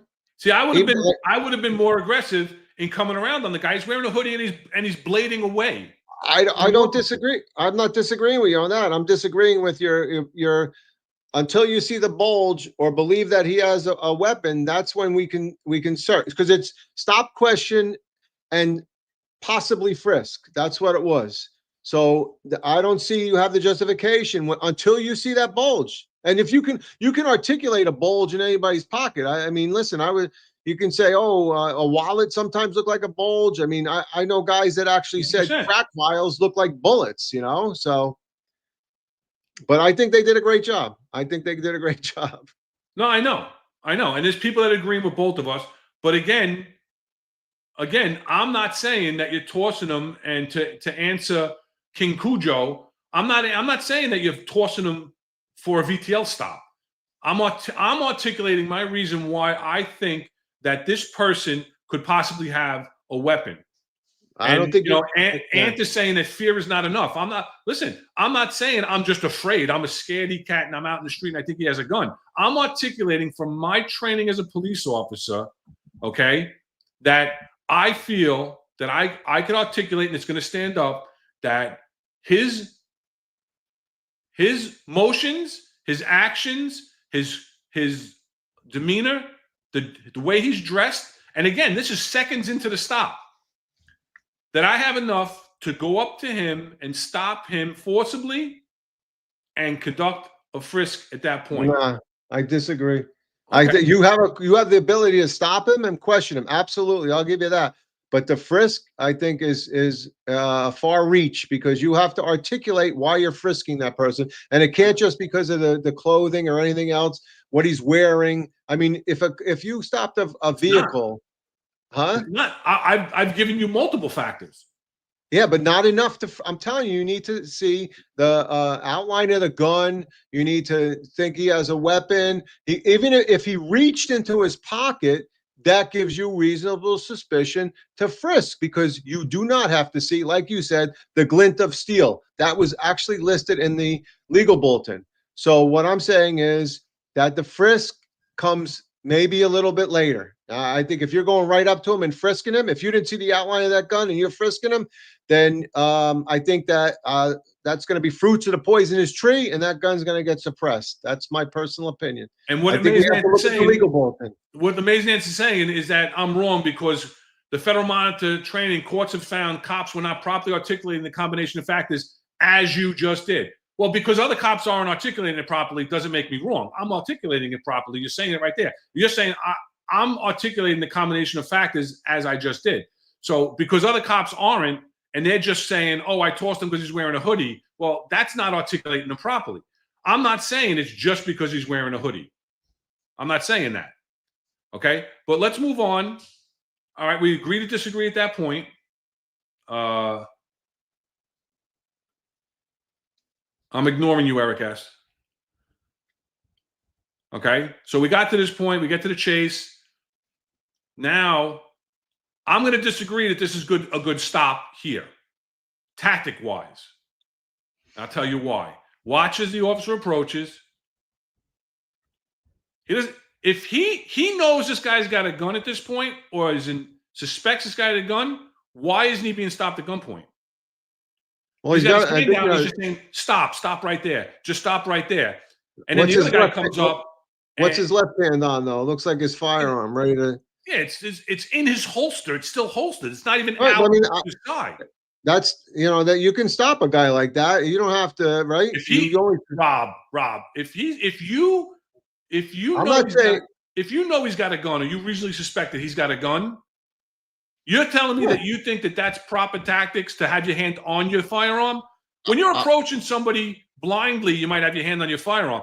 You're chasing this guy because you quote unquote know he's got a gun in his pocket. He's got to be stopped at gunpoint.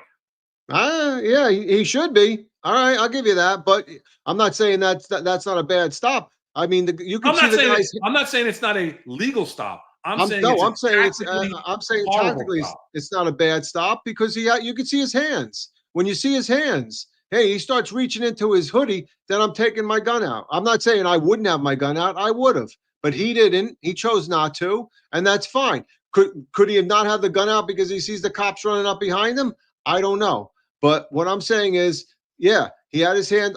Is he a left-handed shooter because he has his hand on his holster? I see one hand. I don't see both hands at this point. I'm not comfortable. No, I'm not talking about the perp. I'm talking about the guy. I'm talking about the cop. The cop is coming around this car. Yeah.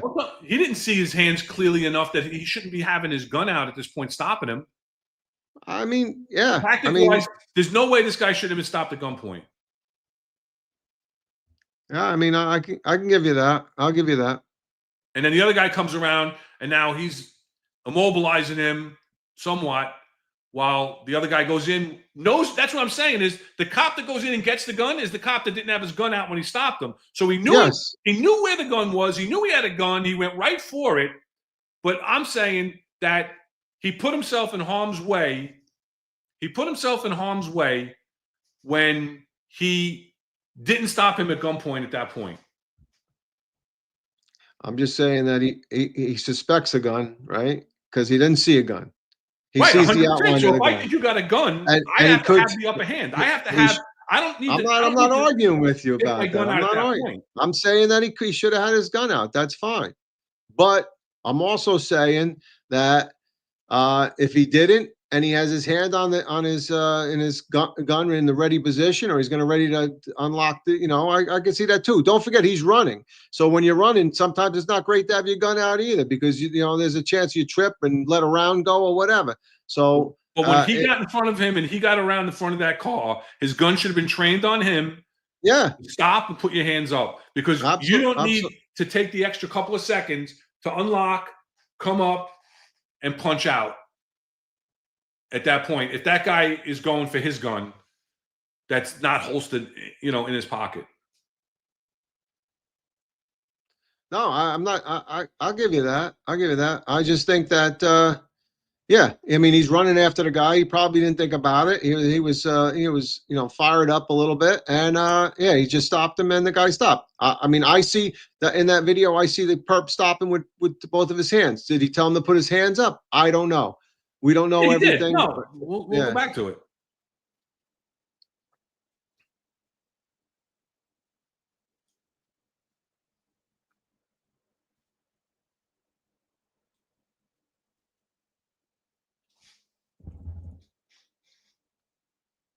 I mean, Stop. I see his hands right there. They go up. Just stop. Stop. Hold him. Let me grab it. Stop. Just grab his hands. Right. His hands do go up. But when he stopped him, he's pointing his finger at him, not his gun. I know, but does he have his? I'm not going to argue that. I mean, I got that point, and I agree with TC. There is a bit of a crossfire, the guy coming down, but I'm not saying that. I'm not saying that the guy shouldn't have his gun out. I'm saying that he should. All right, but I still think. I mean, yeah, some of the tactics, okay, a little bit of back and forth, but I think overall it was not a horrendous job. I thought it was a pretty good job. And could they do a hot wash afterwards? Yeah. And think about some of the stuff that they did. Absolutely, because they were lucky in some aspects. Yes. So I'm not going as hard as John. I'm not saying you are. I'm just trying to. Going as hard as John on this, and we're 3 hours into the show. Did we beat last week? We could, huh? Did we beat last week? We beat last week. John went for 3 hours and 20 minutes, and we still had things we to bring up. Can't do that. Well, we still have to answer Ulysses' question. So yes, we do. All right. But I'm going to tell you, I mean, I'm going to stick to my guns. Get it? That the first stop, that they didn't have the right to just jump out and toss those people. They had to articulate it. They had to make their observations, and then once they saw that, the guy took off, and they did my opinion, they did an excellent job. Maybe not tactically, need some a little bit of improvement, but overall, to me, it was not an horrendous job. It was a good job that could have went better. That's all. I give them credit. They're out there doing proactive police work, intrusive police work. They got a gun off the street. They saved lives, 100%. Could it have been done cleaner? Yes. I agree with you. I'm agreeing with you that stopping the scooter and tossing the guys is a no-go. I'm agreeing with you. You don't have the reasonable articulable suspicion, right? Or the probable cause or the reasonable suspicion even, just because you pulled them off the scooter with just knowing what we know. If they knew more, maybe they did. Then if they knew more, then it becomes bad, right? Then the taxes are really bad if they did have more information. But we're going to assume that it was just a stop for the scooter, right? I'm not saying as soon as they get off the scooter, they're a toss. I know John said that. Right. I'll agree with you. But I'm saying that very quickly, in my OODA loop, amazing Ant, okay? Very quickly, I am articulating all the facts and circumstances that I can do a toss. You're disagreeing, and that's fine. Like here you go. Eric says, great discussion, fellas. I love these cases. We can examine Supreme Court cases coupled with knowledge of your commands and behavior, and these are the fruits of good cops. What we're saying is be careful out. Listen, both of us are saying be careful out there. Use the tactics to the best of your ability, okay? And then that's that. Yeah. We'll disagree on certain points, and that's fine. It's the executive perspective. We're two executives with two different perspectives sometimes. Sometimes we agree 100%. Sometimes we disagree 100%. And sometimes, that's good. You know, like on this one, you know, we agree on healthy. certain points. We do disagree on certain points. But I will agree 100% with Marlon right there. Is always look for the guy in the back on the stops of multiple people. Absolutely. I had a gun collar with two people that when we got out of the car, just for common right of inquiry to see what these guys were doing, hanging out, two guys bolt, and they both had guns. So absolutely, I agree 100% with Marlon. He's spot on there. So spot on, Marlon. Spot on, Marlon. And now you have to just Amazing Ant, and what Amazing Ant did was she did training in the housing bureau when she came off patrol when she was dealing with her injury. So she has understanding with this, and she worked with the risk assessment bureau, right? The risk management bureau. So I don't disagree with you, Ron. We all said the same, but Federal Reserve training had us specifically articulate the frisk more than the fear. I'm saying that there was more than fear. I'm not saying that I was just afraid he might have a gun. So she's not disagreeing with me, but she wants. Again, the problem with a lot of cops is that they're not articulating all the minute factors from your training experience. Listen, I'm build it up to enough. I'm agreeing with you with the stop in question. I got that 100%. I'm disagreeing with the frisk because I don't think you automatically. It's not an automatic that frisk. You have to then articulate that a bulge, or that person has some sort of a weapon, or there's some fruit of movement into his pocket that would cause you to believe that he's reaching for a weapon. Again, you don't have to see the glint of steel before you frisk somebody. So that's my opinion, and I think that's where we'll tend to agree to disagree. That's all. And then Billy says you owe me a beer if you were betting on this case in the 7-5. It's his opinion. All right. Ultimately, RDV, the decision to draw the fire and rest with the officer at that moment. Criticizing the choice after the fact, especially for those who's never faced such a situation, is counterproductive. Artie, obviously you don't know either one of our histories or careers to say that we have never faced such a situation. If that's what you're saying. If you're No, saying I that think Rob and I have think never Artie's faced he's more saying that it's up to the individual. I think, that's all. Yeah. 100%, and once again, it's not criticizing. Monday morning quarterbacking is bringing our perspective from our experiences into play to explain what we think went good and what we think went bad and what could be done better. So it's not criticism. Monday morning quarterbacking is a good thing. And I'm sure Friday on the roundtable, Eric, John, and Marlon will be speaking about this, and I'll be in the chat too. And I will not use the word horrendous. That's all. No, listen, I'm not going to say horrendous. I don't want to see any cops get hurt, and neither do you. No, we're very pro-police. And right? that's why I think we do these things. 100%. 100%. All right, we're 3 hours and 10 minutes into it. We'll let right. this rest. Ulysses his question was at 5:49, a long time ago, in the chat at 5:49. He asked about, I think, lowering the amount of time that somebody spends in the police academy so that they get the recruits out there faster. Right. And he asked that question several times on a different show. Right. And didn't get a response. It was off topic. So that's why you're not going to get a response. I'm not sure if you are still with us.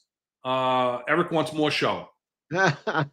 Listen, it's only 4:15 for Eric in Alaska. So it's an early night for him. Everybody else, I think my kids are going to bed already in the background. I think we gotta break the record for last week, though. I think we probably will. So this is the point of the show where we have a new segment. Not so new. And Ulysses is there. He says, "I'm here." All right, Ulysses, it's good. We're going to answer your question, pal. Ask an Executive, where we answer questions from the chat. Doesn't have to be on topic. Could be any question about policing. If we can, we'll give you our perspective on it. It's, a lot of times people don't feel that they have the access to an executive to ask questions that are on their mind. This is where we give you that opportunity. So throw a question out there if you have any questions. Also, you can send questions, and I just checked the email. And Rob, we got to get you got to log into the email and take a look. We got a great email from somebody that wants to come on. He'll be a great guest on the show. I have to get back to him. We haven't gotten back to him. I haven't checked the email. The email is not monitored 24 hours a day, but it's the executive perspective at gmail.com, or you can DM us at the executive perspective on X. It's open to anyone to DM us. So feel free offline to send us questions. We will keep your personal information confidential. We will not out you especially if you're an active member. You don't have to be afraid that we're going to out you. If you have any concerns or any questions, please give us a call. Reach out to us at the Gmail or on X. So Ulysses asked us, should we shorten the time of training? If I remember correctly, should we shorten the time of training to get more classes through the academy to get more cops on the street? Am that about it? Yeah, I think so. Yeah. So he says, a quick question. Do you think the NYPD should shorten the academy curriculum to help staffing shortage? And the long and the short answer is 2 letters. No. Absolutely not. We talk about this on this. We talk about this on all the platforms, on the network, on the Finest Unfiltered network, on all the shows. Training is an issue in the NYPD. The lack of the lack of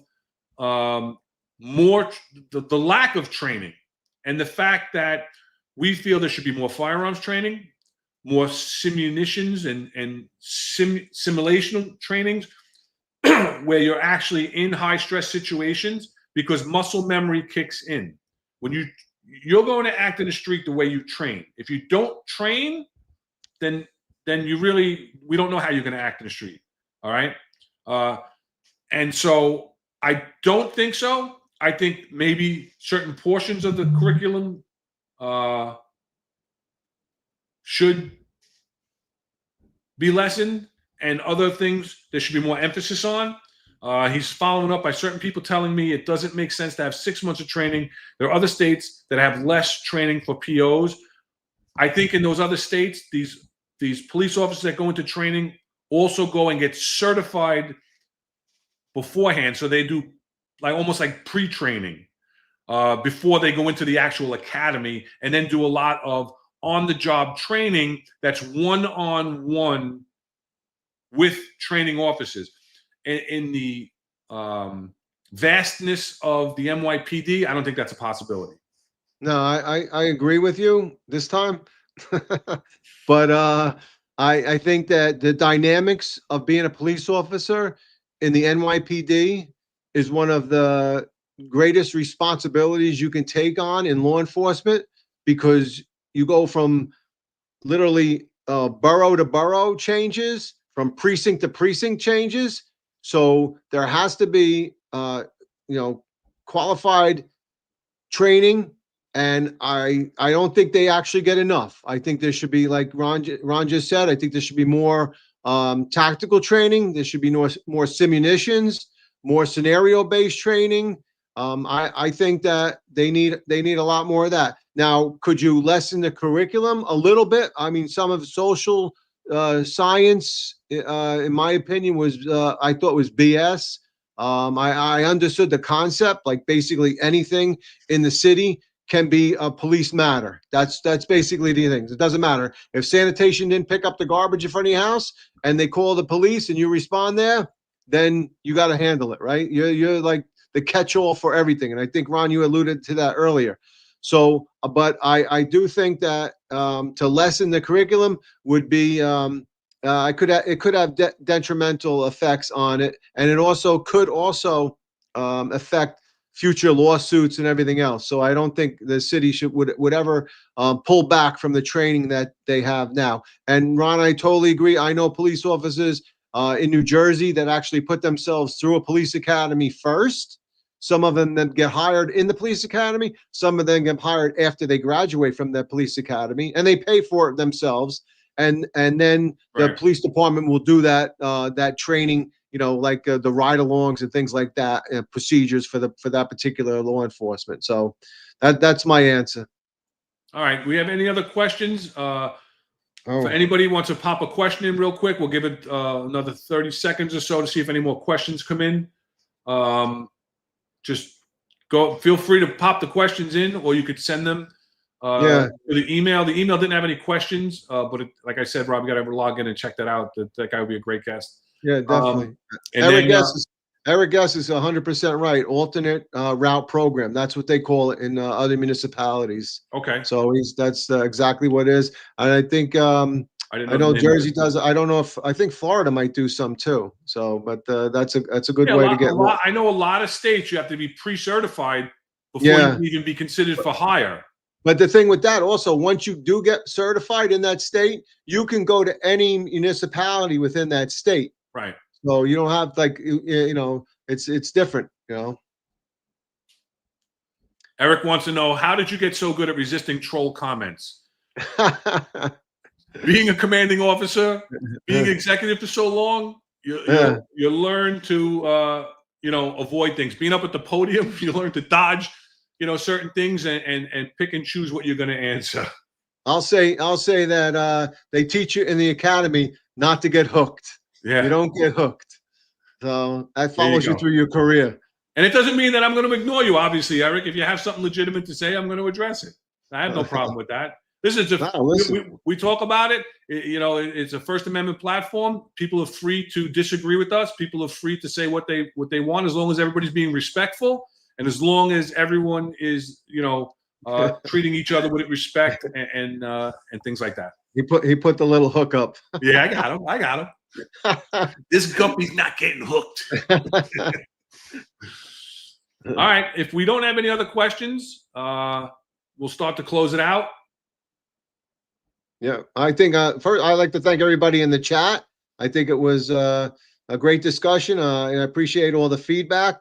It was really good. Love the comments. Love the interaction. Ron, I appreciate you being honest with me and pushing back. Opposition meets opportunity. as our great friend Eric Dim says all the time. So I think this was a really good, nice discussion. Really good. Hold on. One last thing just came up from Billy Blastoff I was not aware of. So I just want to put it out there. Let me turn off this banner. Oh, yeah, the good man, too. So he's Monsignor saying in Romano. closing, please remember Monsignor Chief Robert Romano, who will be undergoing aortic valve replacement. He is usually praying for us. So now it's his turn to be prayed for. Absolutely. Yeah. I've known Chief, Monsignor Romano for most of my career. And he's a wonderful man, loves the police. And so please keep Monsignor Romano in your prayers. You know what he used to say? He used to say, when the police need help, when the public needs help, they call the police. When the police need help, they call the emergency service unit. When the emergency service needs help, they call Monsignor Romano. Yeah. And I always loved at the, whenever you went to an event with him where there was food and he'd come in and do the blessing, and it was always wind up being so after we all ate and he would say the blessing for all members of the services, members of the service, members of the armed forces, and bless the food that these Gavones have already eaten. That's it. So Monsignor will be praying for you. Absolutely. Absolutely. Yeah. So Billy, thank you very much for bringing that to my attention. I was not aware of that. Yeah, me I'm neither. gonna actually shoot him a text after the show.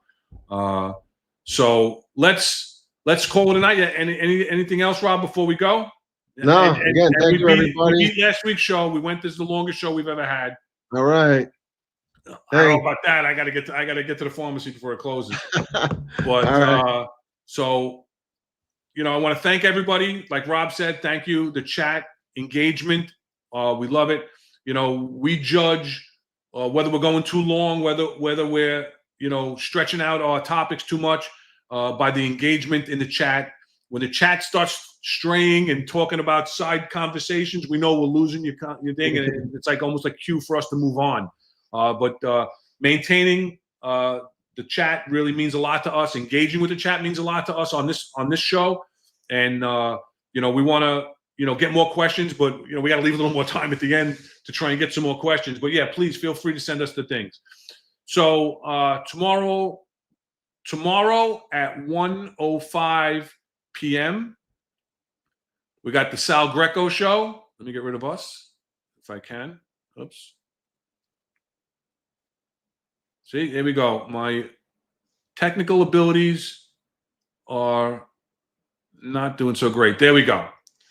Tomorrow, 1:05 p.m., the Sal Greco show. I don't know, Marlon, if you know who's going to be on tomorrow. I know he was saying he was having a guest on tomorrow. 1:05 p.m., the Sal Greco show. And then Friday morning, you have the New York's Finest Retired and Unfiltered with John, Eric, and Marlon. We'll have the Friday round table where they'll discuss that car stop a little bit further and where the motorcycle stop, and also whatever else is current in the news. And they'll talk about that. And then they'll be back for their regular show on Monday morning at 08:05 for the Retired and Unfiltered show with Eric and John. Tuesday, again, will be the Sal Greco show. He's on Tuesdays and Thursdays, 1:05 p.m. And then again, I'm going to say it, the 10-4 Tavern. It's a show that must not be missed.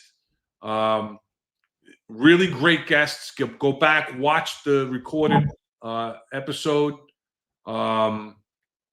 Watched the recorded episode last night with the retired chief and all their other past guests. They bring in a lot of expert senior officials from both local and federal government. Great conversations. You got to get to watch that show. Go back, give them a like, give them a view, and a subscribe. We'll be back next Wednesday at 5:05 p.m.